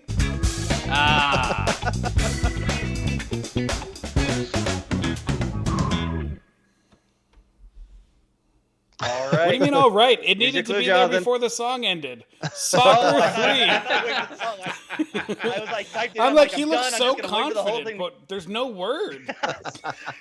I didn't know you did. So I thought you had to. He missed the Yeah, rehearsal. It's all right. Soccer It's all right. We're all 3. good. Soccer 3. We played this the other night, and you also gave me a soccer clue. And I don't know why you still think I know anything about soccer that I didn't think this see on one's Ted easier. Lasso. I think it's easier. Okay. All right. So, okay, let's go with, I'm just going to start clicking. Brazil. Brazil is blue. All right. And then I am going to click on, there's definitely grass involved in a game of soccer. Yeah. Get high for every Okay. Now I don't think. Oh well, I mean, you have a soccer field. Oh, yeah, that's where the grass is. Oh man, that's right. And that is all right. Red team.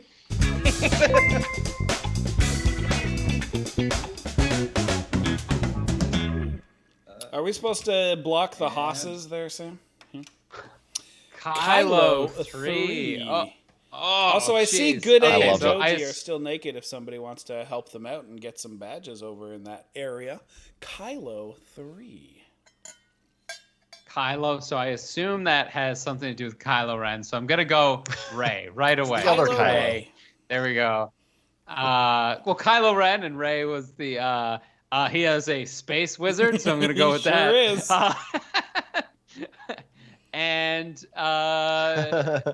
Manicure is jumping out at me just because he lost his hand. No, that was Luke that lost his hand. What did Kylo Ren lose? Just his mask. He got a little His like pride, whatever manhood. Back rubber bonsai apron millionaire. He's Peter G. I Evans mean, dropping the mic. There's that great so there's that great photo. lightsaber fight in the snow. So I'm gonna go. No, you are going to kick Ah. yourself once you look in the chat. Blue team. Oh. Andrew, that was a phenomenal clue, and I'm sorry that Craig didn't see it. Arrest 2. No, I did not even look at the chat, but I know it now. We'll get it next time. I'll get it next time. All right. I just want to make sure to clarify. We all know that Rey, it's spelled Rey, right? Yeah, It's so weird that he still got it right. It's messed up. I don't want any confusion. That's all. I just want to make sure we're on the same page. Yeah, CGE, that card was spelt wrong. Maybe I'm wrong. No, Maybe I'm it's wrong. REY. I thought it was. Oh, great, good, thank you. All right, good. We're all together then. Okay, obviously I'm going police. And now what else is going to have arrest? Well, you could arrest the driver. I did see that. Oh, yeah. I mean, that's true. You pull over a driver, they could get arrested. I mean, nothing else is really looking good to me. Rubber, Now no. I feel bad. All right, keep going. Because I think I got, and we are ahead. I could stop because we are a little ahead. You know what? I'll keep that one in my back pocket. We'll keep going. All right, red team.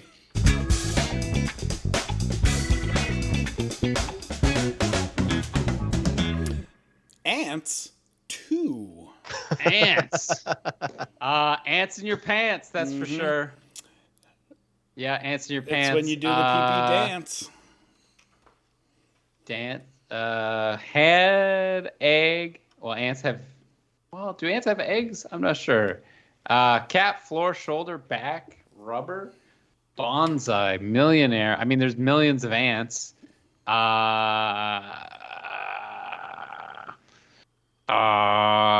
on the floor. There's also clean, right? So like, ants.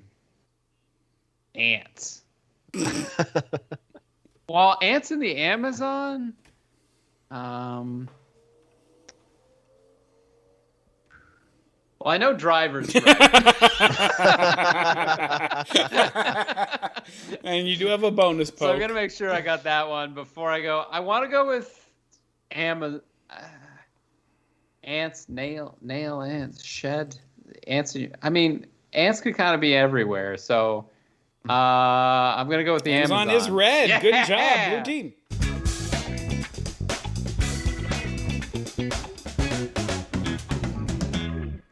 kitchen 2. All right. I mean, you know what? I'm not going to waste anybody's time here. Apron? Nope, no Egg. eggs in the kitchen. Red team.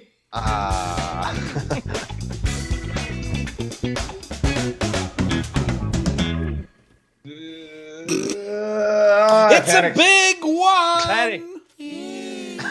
All right, you've been waiting all episode. Pull it out.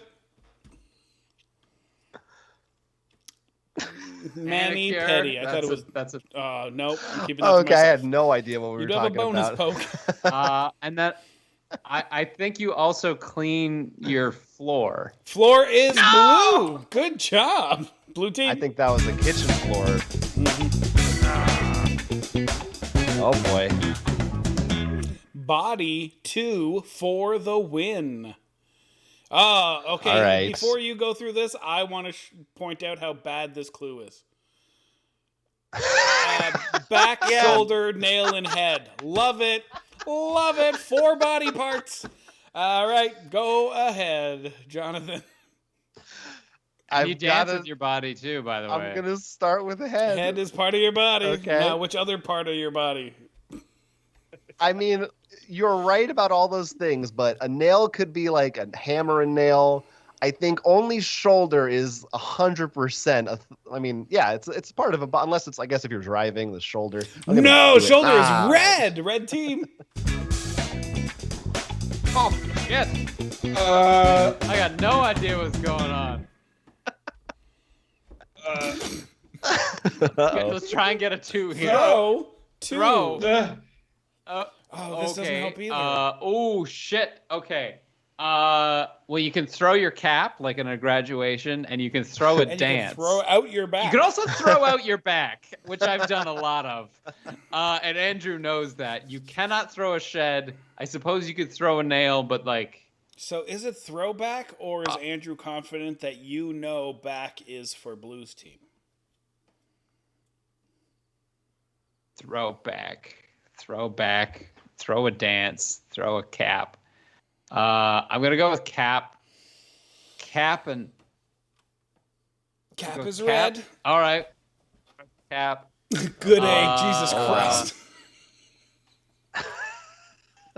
And then I think, yeah, Andrew is so stressed out right now. I'm stressed out. This is pressure. Based on the fact that I have routinely thrown my back out, and Andrew knows this of me, I am going to say throw back. No! Blue team wins! I mean, Craig, we all knew that back was blue. Absolute tragedy. Everyone knew that. But you do throw a dance, which was, I think, the first thing you said. I did, but then I was like, throwback. That's No, you. As soon as you said dance, I was like, we just won this, and then you're like, I think I could throw my back out though. Damn it, we lost. Yeah, everybody knew back was for blue, except Craig apparently. Yeah. Which is why I felt bad for Will before when I was like, you could arrest the driver, and he's like, yeah, it's the only card I could see. I'm like, no, we all know driver is red. As soon as that ended, and I remembered that because it had left my head, I was like, thank God I didn't do that. That was close. And weirdly too, like a clue left my brain. Someone in chat, where was it a second ago? Someone in chat just referenced the safety dance. Yeah. And at the beginning of the round, I was like, safety is dance, and maybe is like a safety helmet, which is a type of cap. But I'm like, that's a bit of a walk. If we get fewer clues, I'll throw that out there. And those were the 2 fucking things left. And I forgot that I had thought of safety earlier as like a backup clue. early on, I saw those two, and I saw shoulder. I'm like, you know what? I bet they'll do something against shoulder, so then I can do body later. And you didn't. Yeah, and that's the reason I didn't do bodies, because I was like, back is gonna get involved. It's gonna be a whole thing. That's a strategy. Keep the ones that are harder on. I do that all the time. Whenever I'm the spy master, I look to see if there's any of my words that are like their words, and if there are, I don't give clues for that word. It's like it'll get picked off by the other team. He's going to be very mad that I've got Euro and he's got Europe. That's right. We are going to rack them. So whoever wants to be the spy master, be the spy master. I will go. All right. Craig has chosen to be the spy master for the red team. John, the spy master for the blue team. And unfortunately, I've already explained the rules. It's my turn, right? I'm going first? Yes. Okay, great. Oh, God. Oh, no. Here it is. Breakfast 3! Oh, giving it right back to you. Baby! It's baby! Is baby there? Okay, baby's not there. Well, if baby's not there, what are we doing? This clue's useless. Well, Useless. you need a caffeinated beverage in the morning. Usually some sort of pork product is there. I didn't even haven't fully read everything, so let me see. You're not gonna probably having cake. I mean, pancakes. Pancakes. Well, I'm gonna click T first. No tea for breakfast. Red team.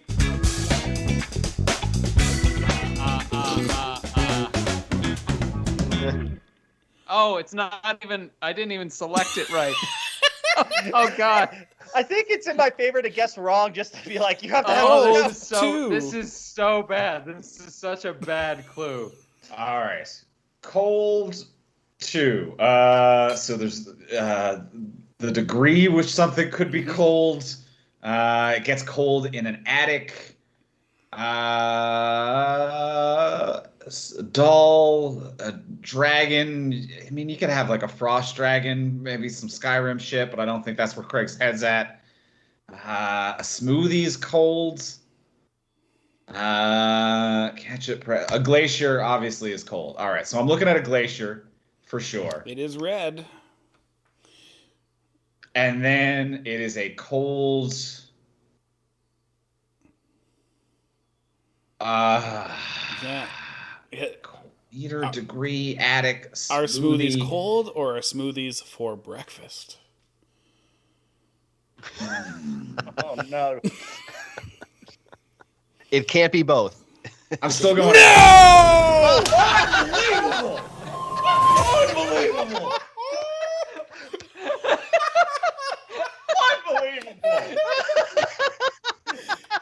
Unbelievable! I can't believe how early that happened. Oh, no. Andrew just left. He's done. It's over. I was getting ready with more clues and everything, you know. I was excited. Oh, God. Oh, worst part is, attic, historically, the hottest place in the house. No, I would actually say that attic is extreme in temperatures. Yes, that's true. Yeah, Okay. Is the problem.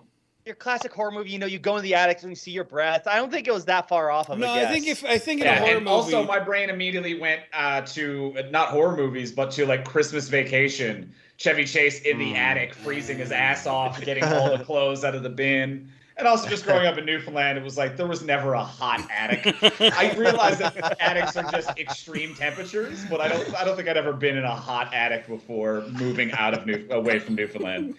All right. Well, because I feel bad, we're gonna wrap it. We're gonna do one more game.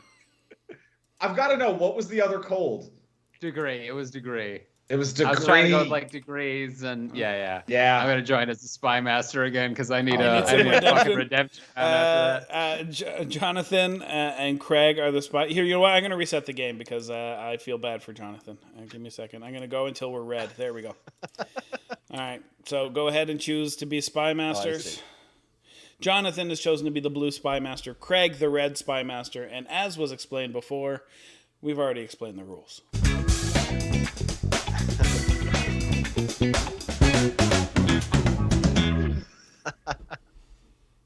Hang on. Thunder 2. Thunder. Na na na na na. Thunder. All right, that lightning and thunder is a weather pattern related to fog. What else we got here? I'm working left to right. I'm working left to right. All right, up and down. Yeah. Everybody, left to right, up to down. I do it like Jesus Craig. Lightning obviously is at the bottom. That's why y'all laughing. I hadn't read the word lightning. No, yet. I'm Everybody- laughing because All it's right. like, oh, thunder, often accompanied by fog. Fog. I really hope it's you, Sus. All right. I mean, Big Bang could refer to the creation of the universe, or just a loud sound, which is what thunder would be. It is a Big Bang. Yeah, I agree. And thunder. Let's go with that Big Bang. It is red. There we go. Now you do have All a right. bonus poke. I got no other clues, so Just bonus poke that. Try and get that assassin. let's see if I can. That should be the new contest. See if you can just no scope an assassin. Foster's 3 apostrophe S. So not the beer. No, yes, the beer, not the children.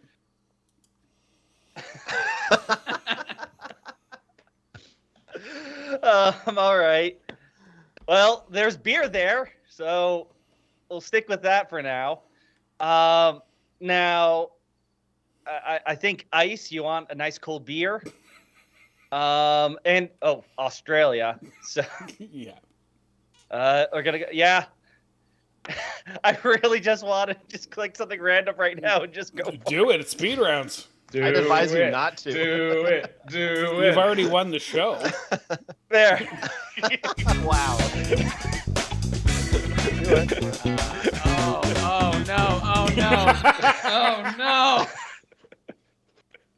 It's a big one.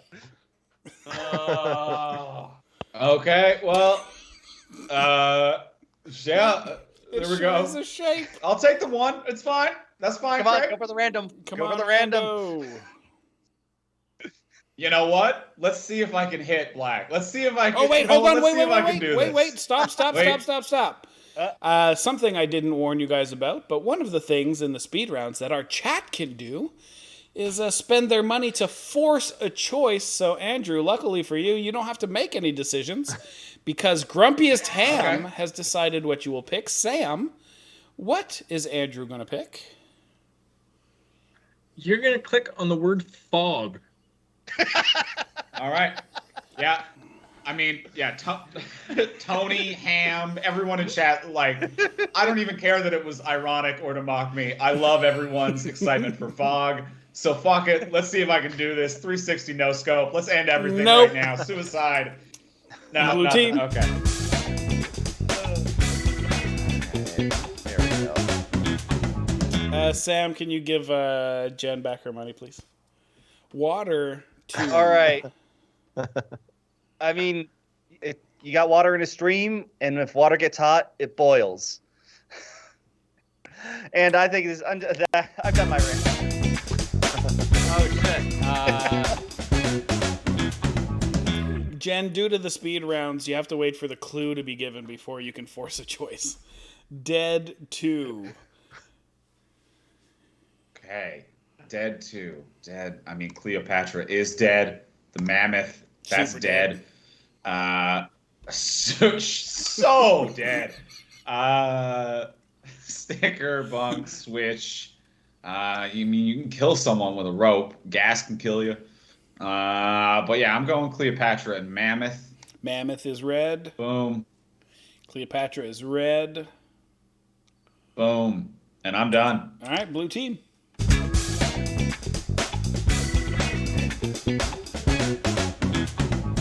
Planet 2. Yeah, Well, Jen, I've got to give them a Venus is a chance. I can't planet? have you guys controlling the board. Planet 2, Venus. Do I need to stop or? No, nobody is. No. Okay. You've got time. And I guess, oh God, planet.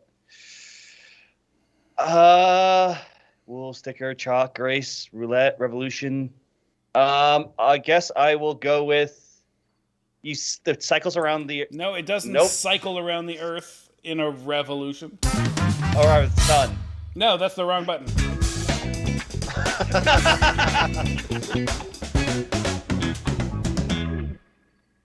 Game 3. Ooh, opening up the floor for a Forza choice. Plenty of time to get your bucks in. Game 3. Game. All right, so the Nintendo Switch is a video game system, so it's definitely Switch. With Metroid Dread, with famous bad guy Mother in it, coming out soon. Mother Brain, let's be specific. Roulette is a game. Bunk, sticker, chalk, grace. I love that Duncan Fife was like games. Russian roulette is a game, as if roulette wasn't a game by itself. You gotta add. Hey, Duncan Fife is living that hard lifestyle that you just gotta respect. Rope, like a skip rope, I think is a game. You can port a game from one system or like play a video game. Stop. Sam, tell Andrew what he's picking. G'day in the chat has decided you're clicking on bunk. Bunk. Let's see what happens here. Oh, we found it! Oh, good job, Good A. You found the assassin. Good A. You fucked me. I was going to choose port. I was going to do port, which would have been close, but okay. That was a tight game. Very tight game. That was a good really one. Good. Congratulations, Good A, for hunting down the assassin. Forza choices are used for one of two reasons. One, they really like you and they want you to win. Or they have no invested interest in either team and they just want to find the assassin. Want to watch the world burn, as they say. I think I've been on here twice before this playing this game, and this is the only times the assassin has come up. Really? We've avoided it every other time we played, and it's come up in every game this. He's got a lot of contracts. Did anybody win except for without the assassin? Yes, the first game was won without an assassin. The first game. Okay. So we're going to wrap things up before we take a short break before our after show party so everyone can pee and top up their drinks. But before we do that, we got to head over to Mod Corner. All right, Sam, Suited Monkey, our mod, our favorite mod, our only mod. Where can people find you and what have you got going on? Not a whole lot going on right now because I'm about to start moving. Luckily, I have all of October to do it. I don't have to rush and get it done in one day. But tiny Twitch break this time while I get stuff moved over and get internet set up and all that crap that happens with moving. But Suited Monkey will be the place to find me in the future. Are you taking any Codenames nights off? I don't think so, because I get internet this weekend. And then Monday, I don't think so. I just wanted to figure out, because if we started October without a Mod Corner, I'd be sad, because I like pointing out that you have 0 subscribers. That's my favorite part of the beginning of the month. Hey guys, he's not getting paid this month. But yeah, everybody, that is Sam Murdoch, Suited Monkey, our mod, our favorite mod, our only mod. Follow him wherever you can. Follow him on the social medias, and more importantly, send him a DM if you want access to the newsletter. He'll send you the info on how to do that. But until the after show, that's it for us, Sam. So everybody, for the last time, say goodbye to Sam. Bye, Sam. Oh, I forgot to turn the assassin off. Whoopsie. All right, like I said, we're going to say goodbye. We're going to take a short break, and then we're going to come back and we're going to chat. I'm going to try my very, very best to talk about cool podcasty nerd things while avoiding alienating everybody by talking about board games. So we will see how that goes. But if you are here just for the show, that's wrapping up real quick. So thank you for watching, and I hope you enjoyed your time, and you tell all your friends to come and watch us, because nothing is better than having a lively chat telling us how dumb we are and giving us the right answers, whether or not we choose to listen. Tonight in the Red Captain Corner was Craig Fay. Craig, where can people find you, and what have you got going on?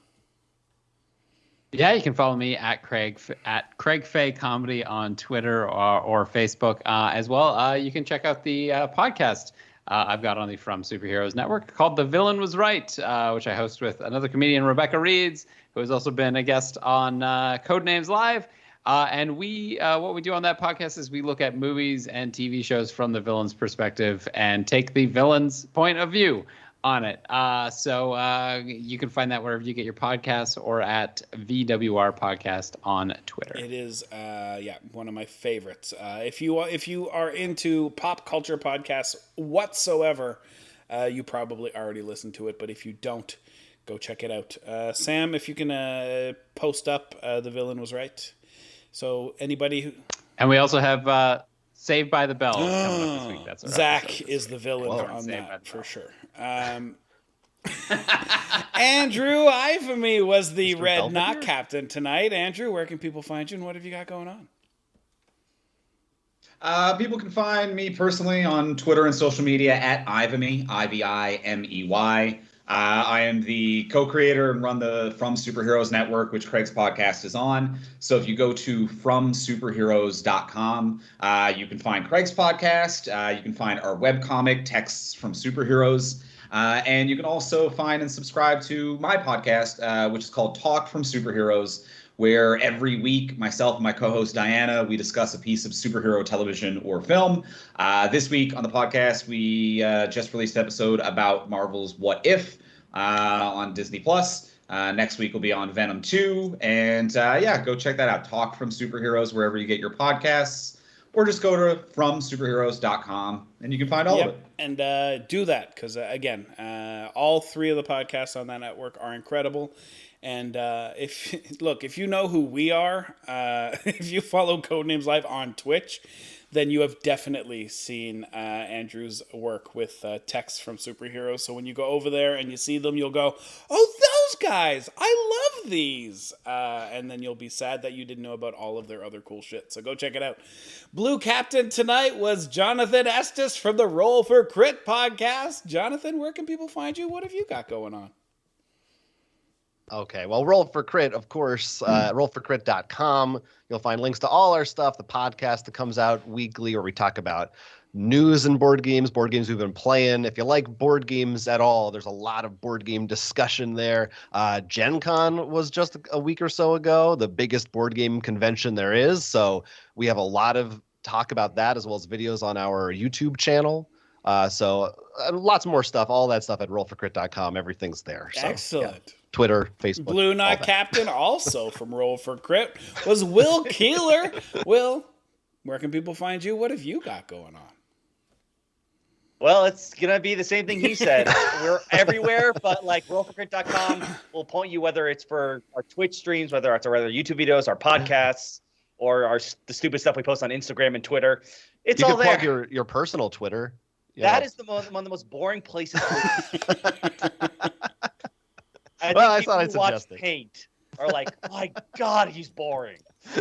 I think I tweet like once a blue moon.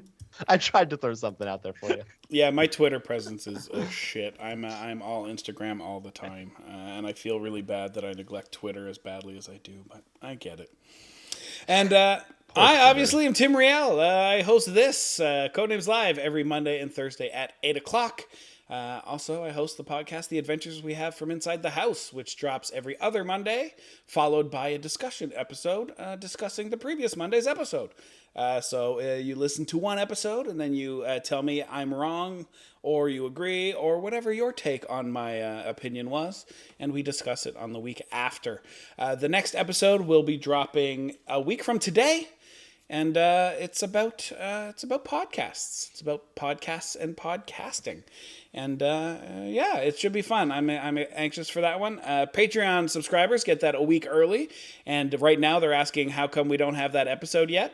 Look, I had a bunch of birthdays. My kids have been sick all week. You'll get it before everybody else. It just wasn't today. I couldn't find time to record it yet. It's coming. It's written. I just need to record it. Speaking of which, you can go to patreon.com/nerdincorrect, and that's where you get early access to all of the podcasts, including exclusive access to the Nerd Incorrect podcast, which is a stakeholder meeting where I chat to you guys about things that happen with Nerd Incorrect and with myself personally. So if you like listening to me babble, if you want to have a conversation with me, then that's the place to go. Patreon.com/nerdincorrect. There's a bunch of cool stuff. Read all of that stuff and help me build Nerd Incorrect and pay the main cast, which deserves to get paid. Yeah, Wednesday morning is when the Patreon Nerd Incorrect podcast will drop, so go check that out. That's it for the show. If you're just here for the show, thank you for watching, and I hope we see you again on Thursday. But more than likely, you're here to hang out a little bit more and talk about these fine people and what they do, and probably go on weird tangents that freak people out a little bit, and maybe we have some fun. But we will go pee, take a drink, so stick around. We will be right back. But for now, have a good night. Love your faces, and keep timming it real.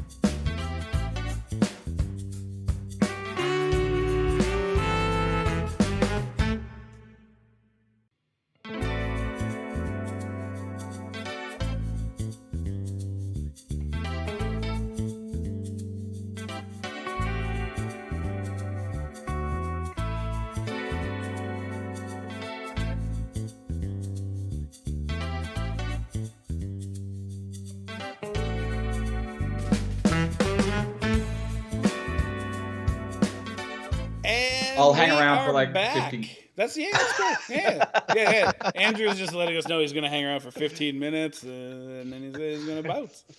But yeah, we were just talking about Jonathan and Will's clue for timepiece. So if you want to get into that. Yeah. Well, I was saying the timepiece was for Hook. So, the crocodile swallows the timepiece, which is a clock. But I didn't want to say watch, or I didn't want to say clock, because the other ones were chain and brass, and I thought that's more like a pocket watch. Yeah. I don't know if it would. We got into a whole thing, and then I just started thinking about the movie Hook and what a kind of a bad movie it is, but I like it anyway. Is it bad? I feel like I've always really enjoyed it. Boy. I don't know if that's just nostalgia, but I don't know if there's a week that goes by where I don't chant Rufio. So. Oh, I mean, he's great. I forget that actor's name, but he plays. He's also the voice of Zuko in Danny Bosco. I think his name is Danny Bosco in the Avatar: The Last Airbender. I always, and I know this is wrong, and I know they are two very different actors, unless I'm not wrong, and they aren't. But I always think that Rufio is also the Ninja Turtles friend, the one who's trying to sneak into the Foot Clan. Not Casey Jones. Casey Jones? No, not Casey Jones. The kid. The kid. Remember, he's trying to get into the Foot Clan, and he's got to do that test where he's got to pull the bells off the guy, and Raphael's helping Raphael him out. does it for him. He's the whole reason the first movie. Like, he's the inciting incident of the whole movie. Wow, I don't remember this kid. Yeah, is he in the show or just the movie? The movie. No, it's the first movie. Okay. Okay. And it's April O'Neil's boss's son. Okay. Oh, is this we need to put a human that the kids can relate to character? No, I think it was fulfillment. I think literally Yes. it's as most movies will do.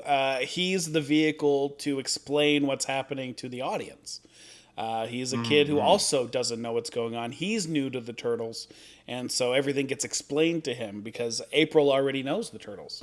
So yeah, it's kind of a weird choice. that's true.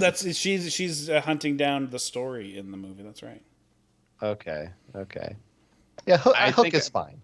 Hook was fine. I didn't mean to badmouth. Just wrapping up that Ninja Turtle bullshit with, you're right, Hook was fine. Just the consummate professional. You're like, all right, well, as we can all agree, Hook was fine. Here's some words from our sponsors. I believe we got to go to break. That's right. Oh, Lord. I do want to say one thing because it occurred to me earlier and I didn't get the chance to say it, but I have to say it. In the very beginning, when you were you mentioned your podcast and you said one of them's Craig, and I just think that should be a sitcom and like from the 80s. That should be the story of your life. Craig. One of them's Craig. Yeah, right after Three's Company and before. Yeah, and me just I'm pointing back at us like, this guy. Come on. What? The theme song writes itself. I mean, it's. What are you doing up there, Craig? You gotta get down from there. You owe me rent. One of them's Craig. I'm trying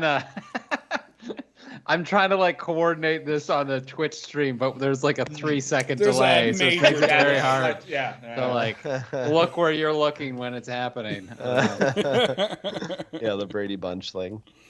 Oh, Lord. So, Craig has played this before, but Andrew, how did you enjoy the show? Oh, I had a great time with it. Yeah, it's a fun game. I had a blast. I, like the competitive nature comes out where I'm like, it's any game you play it for the first time where it's like, then you finish and you're like, I see all the things I did wrong. But that's also true of games as it is in life, where you finish doing anything for the first time and you're like, I see why I'm a failure. But no, it was a lot of fun. I had a good time with it. I think that we actually started vibing towards the end, but it is wild how many assassins that we bumped into. Like that was crazy. A bad luck series of games. Not the record, but yes. Wow. It was a lot. It definitely was a lot. Well, what's the record? More than that, we don't really keep track. Okay. If anybody knows, it'd be Sam. There might be Jen might know. There might be some people in the chat who know. But we have done a couple of episodes where I think there was one episode where every game but one of the speed rounds ended in an assassin. And since a regular round, Tony, you might have the record. I do remember your episode being very assassin heavy.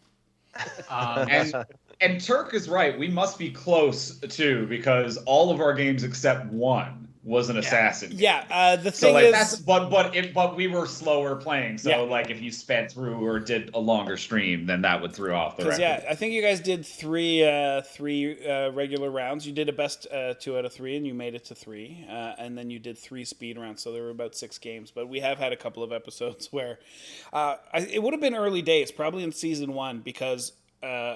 Now, if I see that the rounds are going quicker than usual in the best 2 out of 3, we'll spend a lot of time in Mod Corner talking about stuff. Because I found that if we finish the game before 9 o'clock, it makes for a very long episode of speed rounds. It's like, oh, we played 10 speed rounds that episode. Oh, okay, that was a bit much. So that we do try to push the game to past 9 o'clock to make it a little bit easier to swallow. But no, you're absolutely right. Yeah, this is not my worst luck I've ever had with a board game, though, because one time I was on a date with a girl, and she was back at my place, and we decided, to kill some time, we're gonna pull out the old Guess Who, right? And we're having some fun, just sitting on the couch by ourselves playing a little Guess Who, and I won the first game. And she said to me, if you win the second game, I'm not having sex with you. And so I took a losing strategy at that point, as anyone would. And what is the losing strategy? You took a dive, I believe. And what is the losing strategy? And Guess Who? It's picking one person at a time and going through the board. And wouldn't you know it, I picked right on the first shot and won the game. I was like, is it Alfred? And she's like, yes, it was. And I shut it down. And at that point, you double down. At that point, you don't go, oh shit, I accidentally, so I'm not getting laid. At that point, you double down. You go, that's right. You slam the board on the thing and you just fucking start celebrating. You're like, I am the best at Guess Who? You pay for her tab and all the rest. Yeah. At this point, you're like Bruce Willis in Pulp Fiction, where it's like you're gonna get paid to take a dive, and then it smash cuts to Craig emptying out a locker and running out of a window to be like, "Fuck! I won the fight. I wasn't supposed to win the fight." Fuck, that's so funny.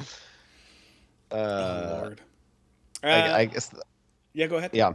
I was just looking at the chat, and I just wanted Jen said correctly, Dante Bosco. Just bringing it back to Hook again. What's the name of that? I did feel like we hadn't really finished the Hook conversation. I wanted to be on the record in case we wanted to go back to Hook.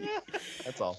Turk's asking, has there ever been a first pick assassin? There certainly has. If you go and look for the Codenames Live YouTube channel, there is a famous clip of the shortest game we've ever played, and I wasn't. It was when Evan was hosting the show, so it was when I. For you guys don't know the history of the show. When we started the show has always been, the idea behind the show has always been, I wanted the same atmosphere as there's a show in the UK called 8 out of 10 Cats Does Countdown, and it's a serious show that people take seriously. Except it's they do it with a bunch of comedians who do another show called 8 out of 10 Cats, and so they brought that panel show, and they do this super serious daytime old people game show, and it's called 8 out of 10 Cats Does Countdown. So Jimmy Carr hosts it, and then a panel of comedians play this super serious game, and it is easily my favorite thing to watch because first, they're good at the game, and it's fun to watch people be good at a game, but it's also fun to just watch comedians hang out. And so that's what's happening on the show, and that's what I wanted to happen here. But I never wanted to be Jimmy Carr. I never wanted to be the host of the show because there's too much housekeeping to do as the host of the show. And I felt like you probably couldn't have as much fun. So what you want to be is the team captain who doesn't have responsibilities and can just have a good time. And so Evan hosted it while I was the team captain of one of the teams. And I spent so much time telling Evan what to do that it was like, just host the show. So I was like, okay, I should probably host the show. But one of those episodes where Logan and I were on the same team. Logan gave a shit clue, and I hit the assassin right away. So check it out on YouTube. It's been pretty. It was very funny. Jonathan and Will, your first time on the show. What do you think? Well, what did you think? I don't want to say what I thought. I'll let you go first. I mean, it's been fun to go back to Codenames. I mean, there's a reason why everyone talks, and being able to do it online has been hilarious. God. And I am really rusty. Yeah. But we won most of the games. This happens every time, by the way. How many John won, though, because an assassin was picked or the last blue was picked? How much was it because I was a win's a win, baby. But Jonathan, I'm not going to lie. Most after shows, when I ask this question, start with a pretty negative, we could have done better, blah, blah, blah, from the winning team. I would like to point out that Andrew at no point was like, I mean, we sucked. And Andrew was pretty happy. You guys won, and you guys were like, oh, we could have won more. And that's what the heart of a champion is, Tim. All right? That's the difference between legends and players, all right? But one of my major experiences with Codenames, the reason that the show exists at all, we had come up with an idea to do it as a live production. But then COVID happened, and then we pivoted into what this is now. But the catalyst was I was on tour with somebody, and I was talking about. They were like, "Oh, so you play board games?" And standard people who don't play board games are like, "Oh," and I was like, "Yeah, I do some cool stuff." And they're like, "Yeah," and I was like, "Oh, one of the coolest ones if you want to just try something out is Codenames. It's easy to learn and it's super fun to play." And he's like, "Oh yeah, we played that, but it was so boring. You just sit there and just kind of like quietly look at cards." And I was like, okay, you need to come with me because we are going to show you how to play Codenames properly, because Codenames, when played properly, is in no way boring. You shouldn't be quiet during Codenames at any point. And so, that was the catalyst for the show. But you guys have played Codenames with a bunch of board gaming people because, I mean, it's your job. Have you run in? I've run into a couple of groups that play Codenames silently, and it always weirds me out. I mean, we've definitely, our group in any game has the analysis paralysis issue where sometimes you just take like 10 minutes on a turn because you're trying to come up with the best possible clue. So I'm sure that I've been guilty of it before. I don't think it's as bad in something like Codenames, and this go back to what you said. It's in particular when it comes to anything that's more party-like, I feel like you don't feel as bad talking and speaking it out. If we're playing like a heavy Euro, if I'm going, oh man, if I get this 3-piece gold, you're like, why are you still saying this? Whatever Cones of Dunshire thing there is, yeah. Like this and plenty others. Like the game, there's only so much you can blame the game on. If you don't have people around the table who are having fun and actually trying to engage, then no, but yeah, this is a great. I love the idea doing this as a game show because it's such a good idea to have a board game played that way, but so few board games. Codenames is one of the few that really lends itself to that. So many board games, we stream board games, and it's hard sometimes because some games are just not that fun to watch. But this is what's fun to watch. Because we ran into that as well. Because once the first season ended, and we were like, that went really well. Then we did the Summer Bash tournament, and that went really well. And we were like, no, it was the Holiday Bash tournament. And we were starting up season 2, and we're like, this is really great. And then I think Logan was like, what other board games can we do? Like, can we do something else so that we're not always playing Codenames every Thursday? And we went through everything we could, and it was either one of two things. It was one, it was one of three things. It was not interesting to watch, And we couldn't find a way to make it intriguing it didn't give the platform for performers. Tonight, the episode wasn't amazing because of the gameplay. Tonight was amazing because you were all incredibly fun to watch. And that's what we're looking for. So we want to give everybody the best chance to be fun to watch. And there's too many games where there was just no way to make people interesting during that game. And then there were games that were a little too skill-based. A lot of the improv games, it's like, oh, you can play Snake Oil, or you can play But Wait, There's More, or you can play Cards Against Humanity, or you can play all these other things. And it's just like, if you're having an off night, you're having an off night. It's just like improv. If you go to an improv show, if they're having a rough night, it's just not going to be a great improv show. And if your first experience is coming here and watching us play on a bad night, then you're not going to want to come back. And then the third one was way too much production to do it well.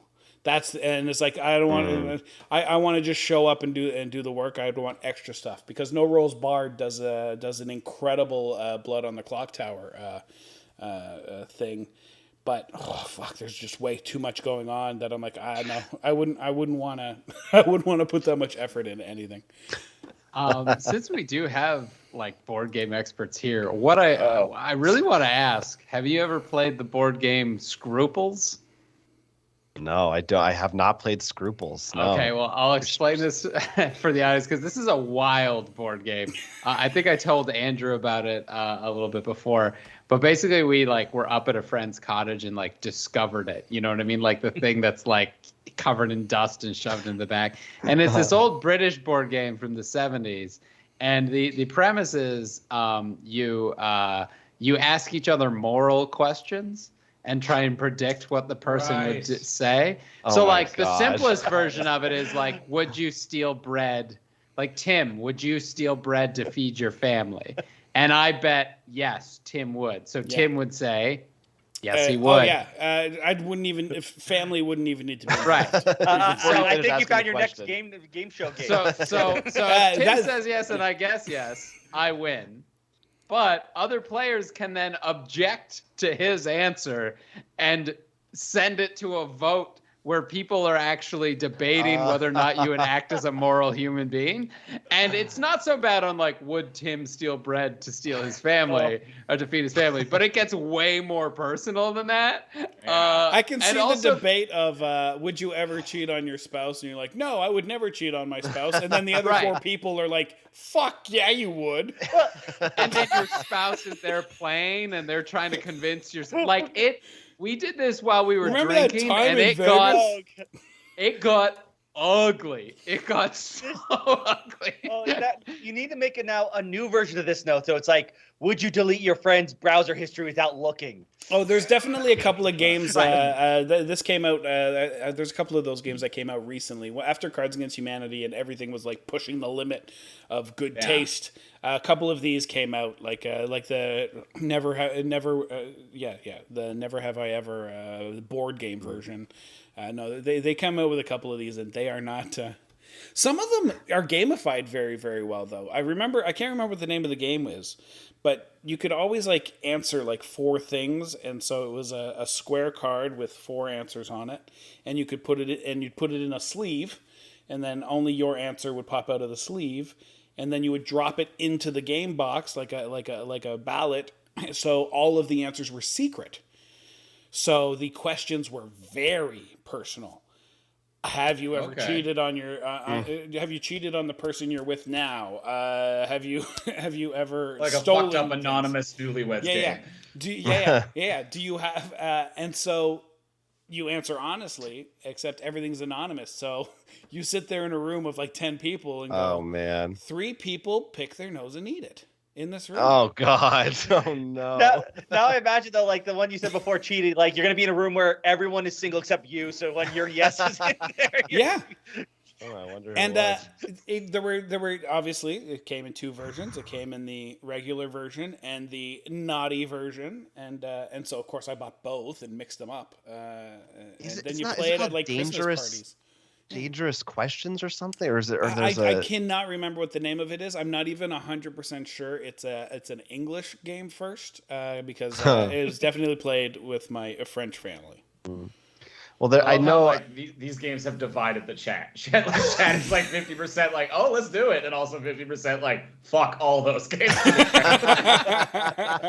I was gonna say I don't know if Tony's still in the chat, but there is like a clean version of this, I would say, that Czech Games produced called "That's a Question." That's kind of similar. Is kind of That's an interesting one. Even if Tony's here, it wasn't my favorite. Oh, there he is. Yeah, that's a question. That's a question. Yeah, no, I wasn't a big fan of That's a Question. But yeah, we had fun with it, but it wasn't at the top of the heap for me. But it's a similar kind of premise. But the questions are not. They don't ask you about things that are real moral, personal dilemmas. Well, it's got a cute squirrel on the front of the box. It's probably not going to be.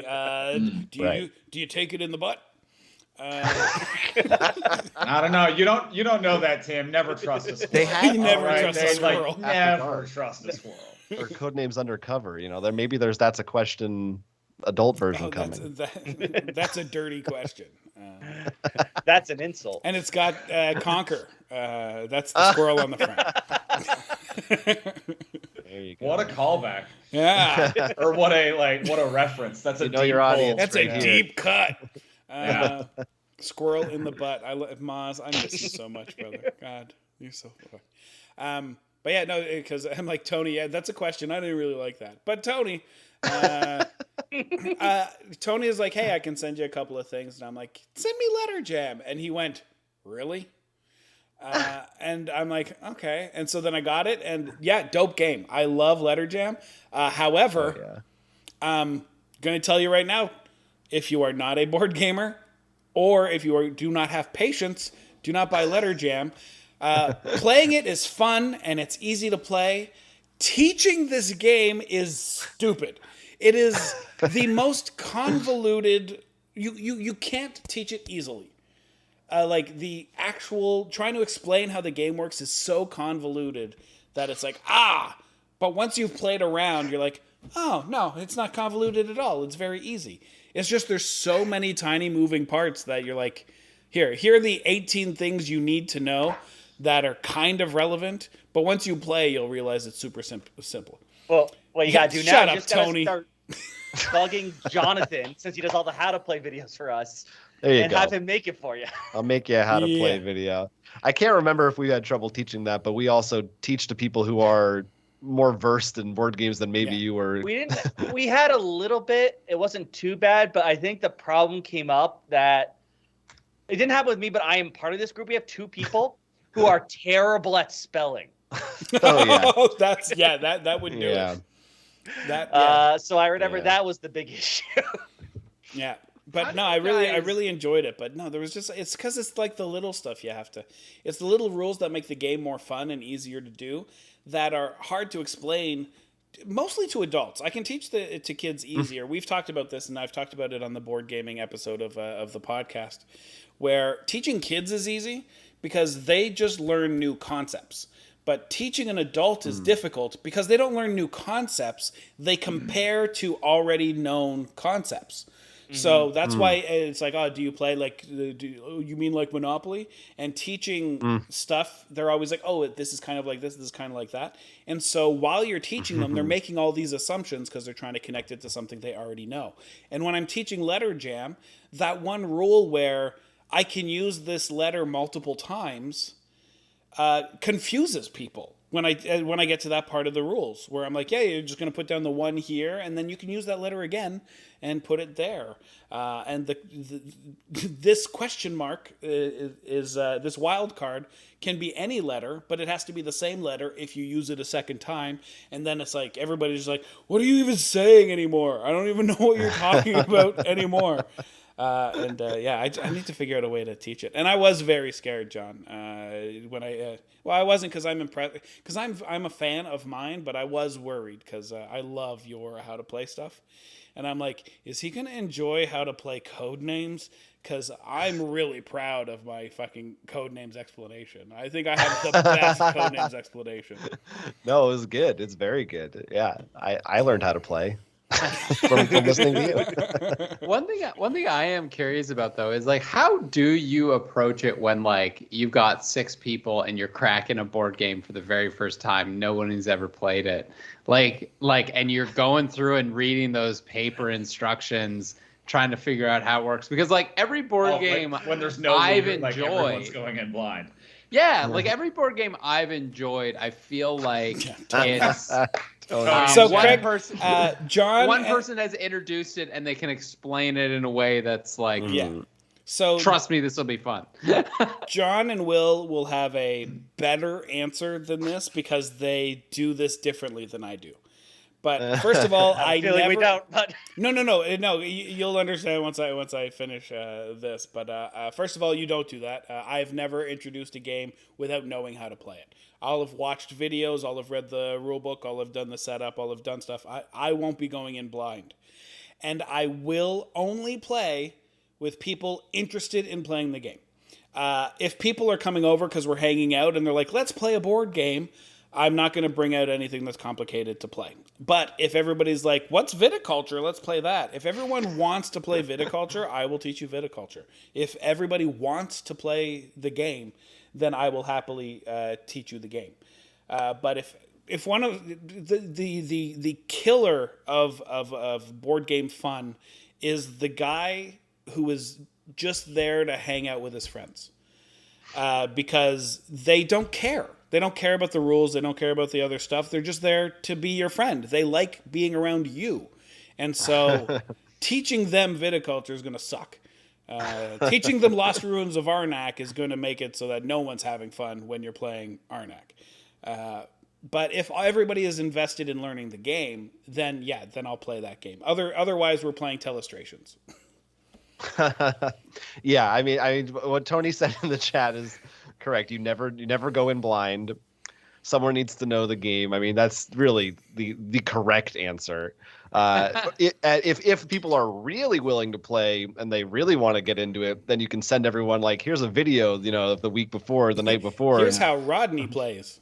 Yeah, but no one's gonna do that. So we sometimes go in. 9 times out of 10, at least one of us has read a rule book. But I think if we do ever go in with everyone blind, there's at least an understanding of like, we know this is kind of going to suck a little bit. I would never do that with like, oh, my cousins from out of town or like my mom wants to play a game, because I know they're going to have a terrible experience. But if it's like, oh, we all know what board games are, we come here every week to play games, sometimes then we'll go into it that way. But yeah, it's tricky, especially when it's with us, because you play so many different games that I don't know that I've gone a week in the last 5 years where I didn't learn one new game. There's like so many rules in my head. Part of it is we're sort of like, guess what? We need to at least play this game because we need to work on this one, and there's no way it's a 2-player. But part of it is, at least for our group, we have more regulars. Yeah. So there's a bit more when someone comes around, we know what games they do or do not like, and what player counts is just always a big thing. For example, I am not the biggest fan of social deduction games. Obviously, I'm going to do it for work things and stuff. Oh, you son of shut up. Get out. I like to know who is my enemy and who's my friend, like straight up. But that was just an easy example. So maybe avoid that if someone in the group is not feeling that. If people are drinking more, maybe don't break out that 3-hour game. That involves a heavy mental arithmetic and remembering patterns. It's like, hey, who wants to open up this 3rd bottle of wine? Sure. And someone grab Through the Ages. We're going to have a good time. I can still remember it was the game Kemet, if anyone knows that. Jesus, yeah. And we decided it would be a good idea to play it on New Year's Eve. And I think I was drunk. And everyone but one person was pretty hammered. Wow. It was such a bad idea. We stopped like 3 rounds in. We were like, I will say that was really early on in our gaming experience. Like, this was actually back when we weren't as smart back then. Yeah, like this is back when I was like, oh, I can bring Arkham Horror to the table. I don't have to think about the fact that this game can last for many hours depending what goes down. Yeah, don't break that game out. But yeah, it's but yeah, more to that point, it's something that the podcast episode was about that, where it's like, I have a friend whose gateway into board gaming was The Gallerist. That was his first modern board game. And every time when I tell that to other people, when they learn that Steve's first game was The Gallerist, they're like, "What are you doing? You can't open up with a Lacerda." And I'm like, "No." When we were looking at the board games, it's the one that interested him. He looked at it, and I'm like, "Yeah, it's you're a gallery owner, and you're trying to build your reputation on the international market, and by finding and fostering artists and selling their work, and also buying and filling your gallery with work so that you become a world-renowned gallerist." And he's like, "That sounds amazing." And it's like, yeah, it's relatively simple to learn, and it's very difficult to be good at. But if you're interested in learning it, I'll teach it to you. And we sat down and we played it, and because he was interested in the game. The first time I played a game with my brother-in-law, my ex-brother-in-law, he just wanted to hang out. He just liked the party atmosphere. We were having a good time, and he just wanted to hang out with everybody, and got frustrated at how complicated Ticket to Ride was. And so it's like, look, Ticket to Ride has 3 fucking rules. It's not a hard game. So it's always been, for me, it's always been, if you're interested in learning this game, you'll be able to learn this game. But if you don't want to play a game, I'm not going to be able to teach you Sushi Go. So, right. But yeah. So short answer, long ways is you play the game that people are willing to play. Yeah. Know your audience. But Craig and Andrew, what's your board gaming experience? Nice. No, I like me some board games. I haven't gotten too heavy into it, but like Settlers of Catan, I'm a big fan of. Me too. God damn, I love it. Very easy to understand. What I love about Settlers of Catan is, compared to like Monopoly or Risk that I played growing up, where it's like my sisters would be winning so quickly off the top, and they just like, in the case of Monopoly, which I see you've got on the board behind you, but like they would refuse to trade with me, because if they traded with me, I'd win. So they'd end up trading with each other, and then they'd win. Yeah, which is but what really sparked my mind about like Settlers of Catan was it feels like anybody can win right up until the point in which somebody does win. Yeah.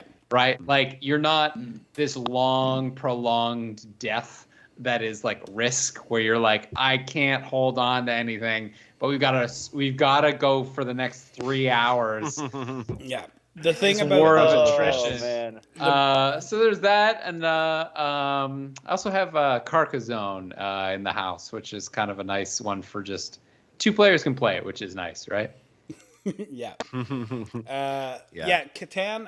Catan was my entry into board gaming in like 97 or 98. I was a dishwasher at Boston Pizza, and then we closed at 3 a.m. and on a Friday, and the manager was like, "You want to play Catan with me and the bar staff?" And I was like, "No, because fucking nerds." But then the bar staff wasn't a bunch of fucking nerds, and I was like, "Well, they're cool, and I do want to hang out with them, so yeah, sure."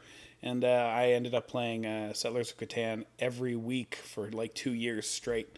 So it was pretty amazing. Obviously, as Jonathan and Will know, you move past Catan. As soon as you get into the hobby, you find a bunch of board games that are just as good and do some of the things better, and then you start branching out. But Settlers of Catan is always a game that I will pull out and play with anybody. It's got a warm place in my heart. The only warning I give people when we play Settlers of Catan, it is literally the only game, other than hockey, it is the only game that I play that I will get angry about. I am very, very competitive at hockey and Settlers of Catan. You can beat me in any other game or sport, and I'll be like, "Yeah, good game. We had fun, didn't we?" But if you beat me at Catan, I will cry. What about board games about hockey? No. Did you guys see they reskinned Clask?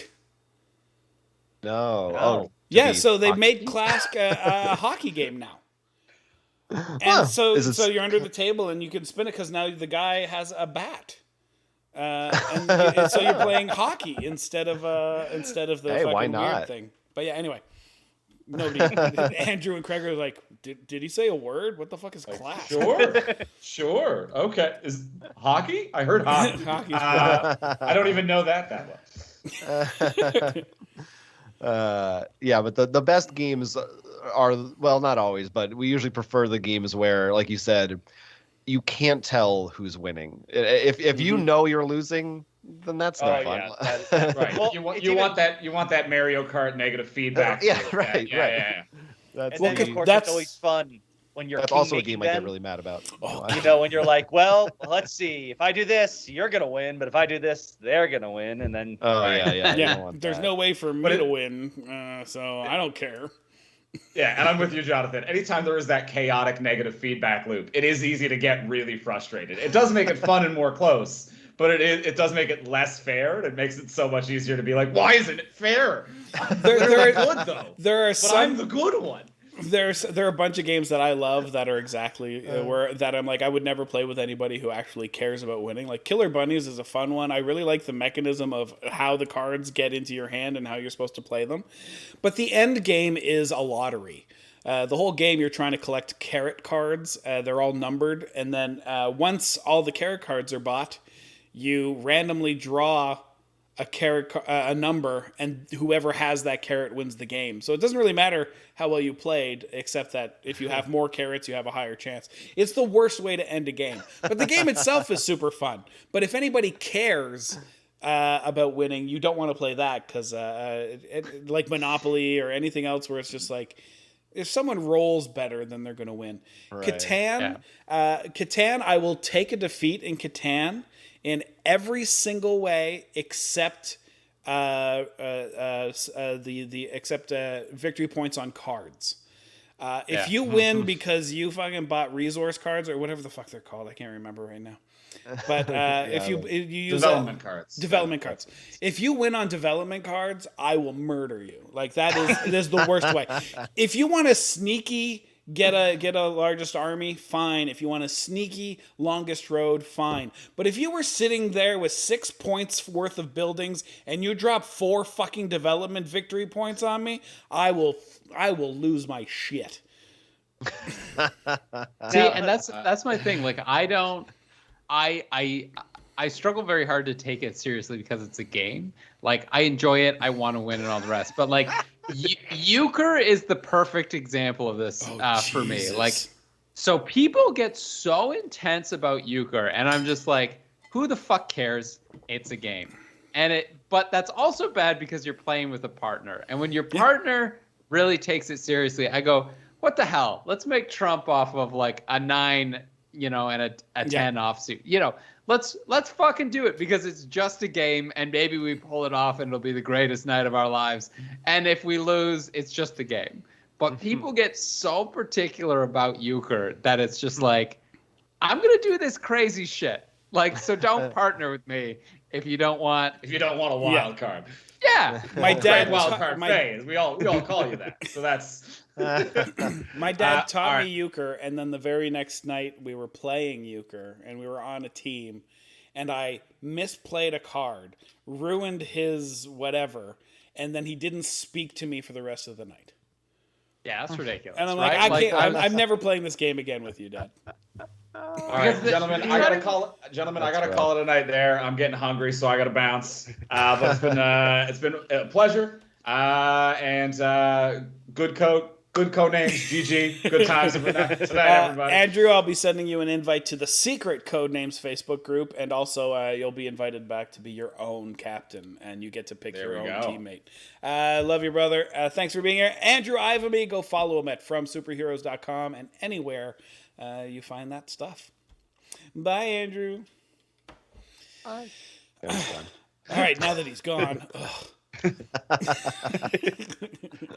But yeah, speaking of Kazuker, if you at all enjoy euchre or those types of games, I cannot tell enough people to buy Skull King. I just can't stop telling people.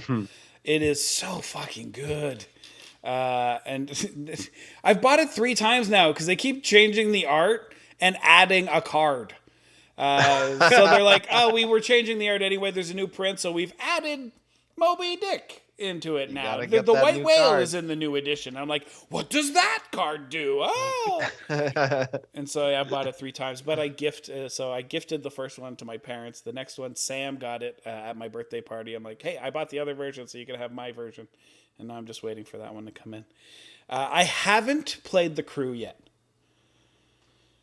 How good is everybody's like fucking losing their shit over the Crew for the last 2 years, and I love Skull King, and everybody's like, if you like Skull King, you're gonna like the Crew, but it's there. I just haven't played it yet.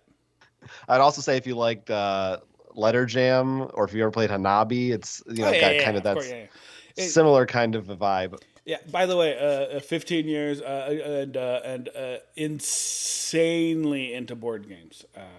Yeah. I had the original Stinky box of Hanabi. Remember when the first big 3D version of it came out? The glue they used on the box smelled bad. Yeah, the tiles, but the glue that they used on the paper box smelled bad. I know because I have. Yeah. I didn't know it smelled. It smelled. Oh bad. yeah, no. Yeah. As soon as I got it, I was like, "What the fuck is this?" And I went to Board Game Geek, and they're like, "Yeah, it smells bad. You gotta like let that shit air out for like 3 days." So I took all the tiles out and let the box out. Yeah. I was like, "Am I smelling garlic or something? What is going on here?" Yeah. And then when I finally was like, "Oh, it's coming from the game." But it's my collection at one point I had about 600 games in the collection, and that's just crazy. And so I did a full cull, and I now have a what's the fucking word? A curated collection. Thank you. It's a curated collection to only the most vital, important games. So I only have the most important 173 games in my collection. The ones that I cannot part with. Yeah, you can't watch any board game content because my pre-orders at Board Game Bliss are stupid right now. It's like ugh. Luckily, I usually play the games pretty fast after getting them, and then because of the aftermarket here, it's okay. You pre-order stuff, you buy it. If you don't like it, you can flip it so quick and usually make a couple of bucks off of it, because the good games are out of print right away. They sell out their print run, and it'll be 8.5 months before the next one. So, or it's Kickstarter, and this is the last time you're going to see it. You're never going to see this again. So that's happened to me a couple of times. I had the Takedo painted edition. That got delivered to me. We played it, and then I remembered, oh wait, I don't even like Takedo. It's boring. And somebody gave me $520 for it. Oh my god! And I'm like, okay, well, I paid $120 for my Kickstarter, so yeah, I guess I'll buy a couple more games with it. It got to a point where I wasn't paying for games anymore. Just the aftermarket sale of the games that I bought and tried and didn't like and resold for a profit paid for the next games, and I was just like, this is fun. But then I just it's like this is taking up too much room, and I don't play half of these. My holy grail right now is the Battlestar Galactica collection. Okay, Will asked me to ask you about this because I was talking about how I love Dark Moon. But there was a game from Smirk and Dagger, something Among Us. I can't remember. Menace Among Us. Is it called Menace Among Us? Which is killed BSG and Dark Moon. And I'm just like, but nobody's ever talked about this fucking game to me, so how good could it possibly be? But then Will said, oh, Battlestar Galactica? You need to ask Jonathan about Battlestar Galactica. Well, that's my favorite game. I mean, I also loved the show, so that helps. I think if you have an attachment to that IP, then that game is going to be very special to you because it captures the show so well. Probably better than any other licensed board game I can think of. Like it just feels like you're on that show. And it's an experience. It's now what I wanted to be asked about though was how you finally completed your. Oh yeah. Well, so it's been out of print for a couple, 2 or 3 years now at least. At the very least. And yeah, I finally at one point there was one expansion I was missing, and I just on a whim was like looking for it. I was on Board Game Geek's marketplace, and it was a guy in Poland who had it, and it was like around $200 for this expansion, but that's like a pretty good price for right now if you're looking around places, honestly.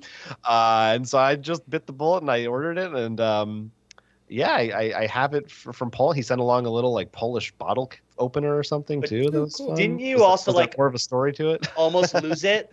There was this whole thing where there were, I guess with international shipping, I don't know what the deal was, but the post office, like I kept following the tracking information, of course, and from Poland, it took like 2 months to get here. This was pre-COVID, I think. No, it was during COVID. Nobody makes $200 purchases from Poland outside of COVID. Yeah, that's for sure. Nobody for a game that I do happens to be shopping the marketplace. A game that is best experienced with like 6 people, so I knew I wasn't playing this for a long time too. That's how stupid it was. And yeah, it said like couldn't deliver, wrong address, being returned. And I panic stricken because I knew if it was being returned, I wasn't getting it for another 3 months. And I called the post office and I was like, hold that package. And if I had got there like an hour later, it would have been on its way back to Poland probably. And there was nothing wrong with it, by the way. The address was correct. They screwed something up. I was mad. That guy just didn't want to get out of the truck. Yeah. But yeah, that game is, I often compare it to Schindler's List. in that now hold on, and I'm Jewish, so it's okay. It's a work of art that you want, that it's extremely high quality, but you don't want to watch it every night because you'll be depressed. And so it's a game that I love to play like 3 or 4 times a year, but at the end of the night there's a good chance you'll hate everyone else that's in the room with you. Yeah. And it takes like 5 hours to play. So yeah, I think that was the thing that took it away from me, where I was like, I don't think I've ever played a game of Battlestar Galactica. It has been offered to me, where I was like, hey, you want to come play this? And I'm just like, I love social deduction, and I play a lot of social deduction games. I'm a big fan of them, and I know from my hefty experience with social deduction games that I'm not spending more than 2 hours playing a single social. There's no way. The stress doing that. And the anger. We about once a year, one of the main cast members, Jason Hattrick, myself, and a bunch of other people will rent out a place, or we'll go to his parents' mansion. It's got a really big place, and so we'll go there and we'll have this huge party. And once a year, we'll play Nothing Personal. And it is a game that if you play it properly and do it normally, whatever, it could last about 2 hours. But the amount of discussion and politics and yelling and arguing that we put into that game, Nothing Personal takes about 4 or 5 hours. I cannot imagine what a game of Battlestar Galactica would be. Because we've pushed Dark Moon to 2.5 hours before. We've had a 2.5 hour Dark Moon session. Our Dark secret Moon Hitlers can last an hour and a half. It's like... Yeah. Dark Moon's labeled, or I think I don't know if it's official or not, but they called it. Yeah, so Dark Moon is by, I think Evan Derrick made it, and it is based off of his print and play version of BSG Express that had gotten super popular. But they couldn't get the Battlestar Galactica license, so they just called it Dark Moon. But it's BSG Express, but purchasable. Yeah, so you made that last as long as BSG, so yeah, you would really have some issues. So it's very, very scary, because we get very into it, and it gets very yelly and personal. Yeah. Well, what happens also in the longer ones is you're gonna get the person who's gonna try to find all the loopholes. We had a game where it's like, all right, I fire on the ship from like one of the Starfighter sets. We're like, oh, that's funny. He's like, I'm not joking. And we just stare at him. And we're like, no, you cannot do that. He's like, the rules don't say I can.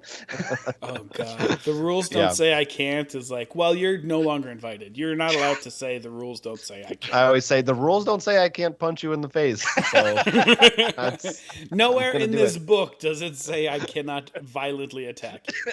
The Airbud rule, we call that.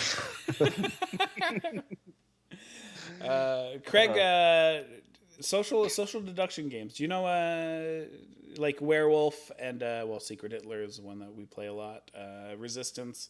Do you know of these games? Do you play these? Yeah, games? I know of them. I think actually now that you mentioned, I have a Rick and Morty version of that. That's like you gotta, remember the episode where it was the things that pretended to be your relatives or whatever. It's based on that. I heard great things about that one. A friend of mine said it's actually really good, and I'm like, I'm still not buying it, but yeah.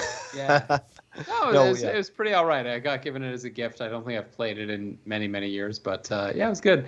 I think I do enjoy those types of games. Like I've played Resistance. I enjoyed that. Or some knockoff of Resistance. I'm not sure. But I don't mind them. They're good. To answer the Duncan's question in the chat, Among Us is the digital version of all these. Yeah. Of all these, yes. Yeah, that's just it. When it's like, oh, everybody loves this, and I'm like, dude, guys, we've been playing these forever. Like, come on over. Yeah, I remember when that became a phenomenon, and I was just like, but it's like, it's just the Resistance. Like, I don't understand, why does everyone love it? And I still haven't played it, so I don't know. Y'all are just playing Werewolf, guys. Like, what are you doing? Speaking of which, I'm so upset because my next big Kickstarters that are coming are Ultimate Extreme Werewolf, which I wasn't going to back because I already have Ultimate Werewolf, the whole big kit and caboodle thing.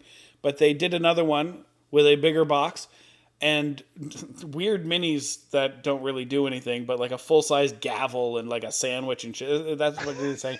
That stuff didn't put me over the edge because I'm like, I'm not going to drop another $120 on a game I already own. Even if it has tarot-sized cards and cool sleeves that are UV so you can't see what's on the card, from like all sorts of really cool life advancements in making the game easier. But I got to the bottom of the page and the last thing was snap bracelets for the dead people.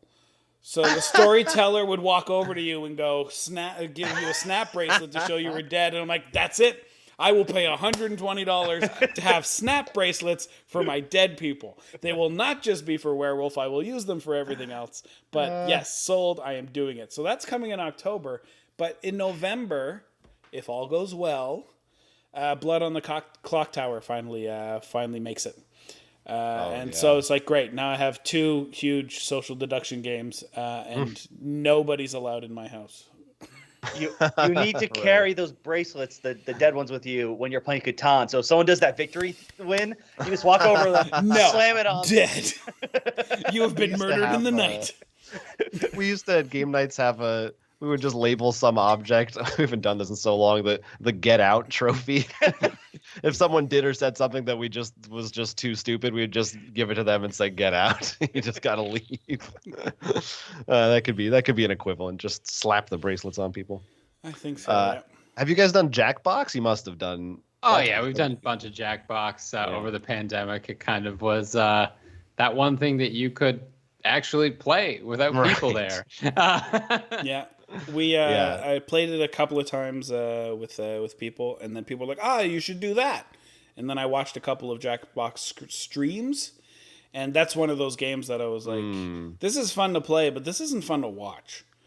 You have to be really funny all the time to make it good. We often struggle with that. Like you said, you got to be on for sure. Yeah. But yeah, they made bank off that pandemic, I think. They must have. There's a couple of like surprise winners. Like, first of all, I don't know how Skype dropped the fucking ball. It's Yeah, like I you're never the only heard of Zoom platform that before. fucking does this, and then all of a sudden Zoom is the new verb for this. But yeah, Among Us and Jackbox. Wait, what was the other one? Oh God, with the little bean Yeah, people. the jumping bean Oh, people. Fall Guys? Fall Guys. Fall Guy, thank you. Gosh. I It's mean, so Animal funny. Crossing. I watched. So you know those they'll like make GIFs of those graphs of basically line graphs showing things over time, and they I saw one of the most watched game streams from 2017 to now. And so you're watching it, and it's like Call of Duty and Valorant, and then when Fortnite appears, it's like League of Legends is always at the top, and then all of a sudden, League of Legends, Fortnite goes in, Valorant takes it over, and there's a blip of Fall Guys, and then it disappears, and it's not in the top 10 anymore. It's just like, that's hilarious. Yeah, that's a real flash in the pan kind of. Yeah, that really dropped off after like a week. Yeah, well, it was free with PS if you had a PS Plus membership. It was after That's Johnson why we we played it. Yeah, We wait until it's not. That's how you know. We're your canary in the coal mine. yeah. But and puzzles. That's the other one, and jigsaw puzzles. Right? Yeah, that actually fine. But now you. Oh boy. The Magic Puzzle Company.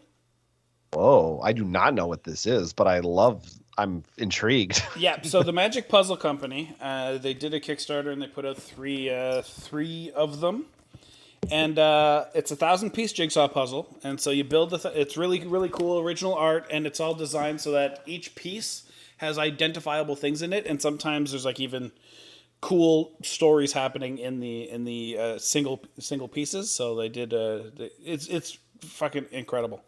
But once you're done, there's another envelope that you open once you're done the jigsaw puzzle, and you open that, and it tells you to rearrange the puzzle, and then you rearrange it, and it makes a hole in the middle, and in the envelope there's more puzzle pieces, and you finish that, and it tells a different story than the original puzzle once you finish the hole. So it's like a puzzle with a surprise ending. I do remember this on Kickstarter because I'm pretty sure it's the same guys who did Cards Against Humanity. Yeah. Well, they helped. It's not under the Cards Against Humanity umbrella.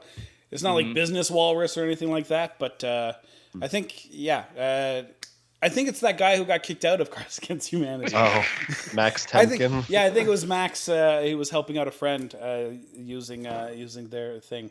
But I've done one of them already, and it's dope. I'm not into jigsaw puzzles at all, but if you are, it's even better. And it's amazing. I definitely add that to my list. Sorry guys, I gotta head out. But good meeting everybody, and thanks for having me on, Tim. And thanks for being really on. I'll see you soon, Craig. All right, take care. Bye. Bye. Good meeting you. Bye. Yeah. All right, now. Fair warning, I will talk about board games forever. So if we want to bail, now's the time to do it. We might as well take this out. I think it's a good idea. Go to bed. Because I'm like, now that nobody's here, we can really talk about board games. But it's I'm like, dangerous. No. Yeah, we better jump off. I was actually like, all right, let's. No, I'll stay. Like, I got nothing else to do. No, because then I'll make Jonathan be back. No. I know it will go on forever, and I shouldn't do it. but we do have to do it again at some point. Yeah. Oh, so absolutely. how good is some Furnace, right? No. Oh shit! All right, so let's let these 14 people go. These poor, Put them out of their misery. Stragglers here.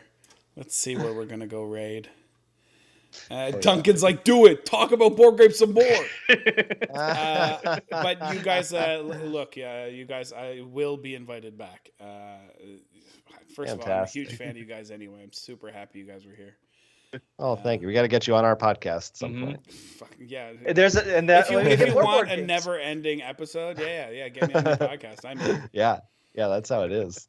Do we want to go see? No, let's go see Bonds. Bonds or Ruel, guys. People in the chat. Do we want to go see Bondsinator or do we want to go see Ruel? I'm putting in orders, going to Origins tomorrow morning. The fun part of board games. Oh, that's right, Tony. The Origins. Oh, fuck. Oranges. Yeah, we're Origins is happening. Are you guys doing Origins as well? You're doing all of them? We are not. No, we haven't done Origins. Yeah, we usually do like Gen Con is our big trip every year, and then especially when it's 2 weeks later, we're like, no, we're not. We've had enough. Yeah, it's usually Origins and PAX Unplugged because that's actually like, oh, we're there. That's very close to us, yeah. But in the future, I would at some point we'd love to do more. But yeah, well, just what's feasible. Guys, for those of you still watching, Roll for Crit. Their podcast is it's on constant rotation on my stuff, and it should be on yours too. Go follow them everywhere. John and Will, thank you guys. This was an incredible episode. Thanks for hanging out with me. And you will be back because I do not get to talk about board games nearly as much as I would like to. Because as you can see, my other friends are pop culture junkies in another direction, and I'm the only board game nerd of my friends. We should have spent the time talking about the new Mario movie. That would have been I was gonna make a joke saying I'm gonna play Waluigi, but I didn't do it. All right, we're gonna go hit this raid now. Everybody, you guys know what to do. Go copy this sub raid and say hi to Bonds. Let her know that you had fun tonight. All right, thanks, guys. Go follow Roll for Crit everywhere you can find Roll for Crit. I'm Tim Riel. Love your faces. Keep Timming it real.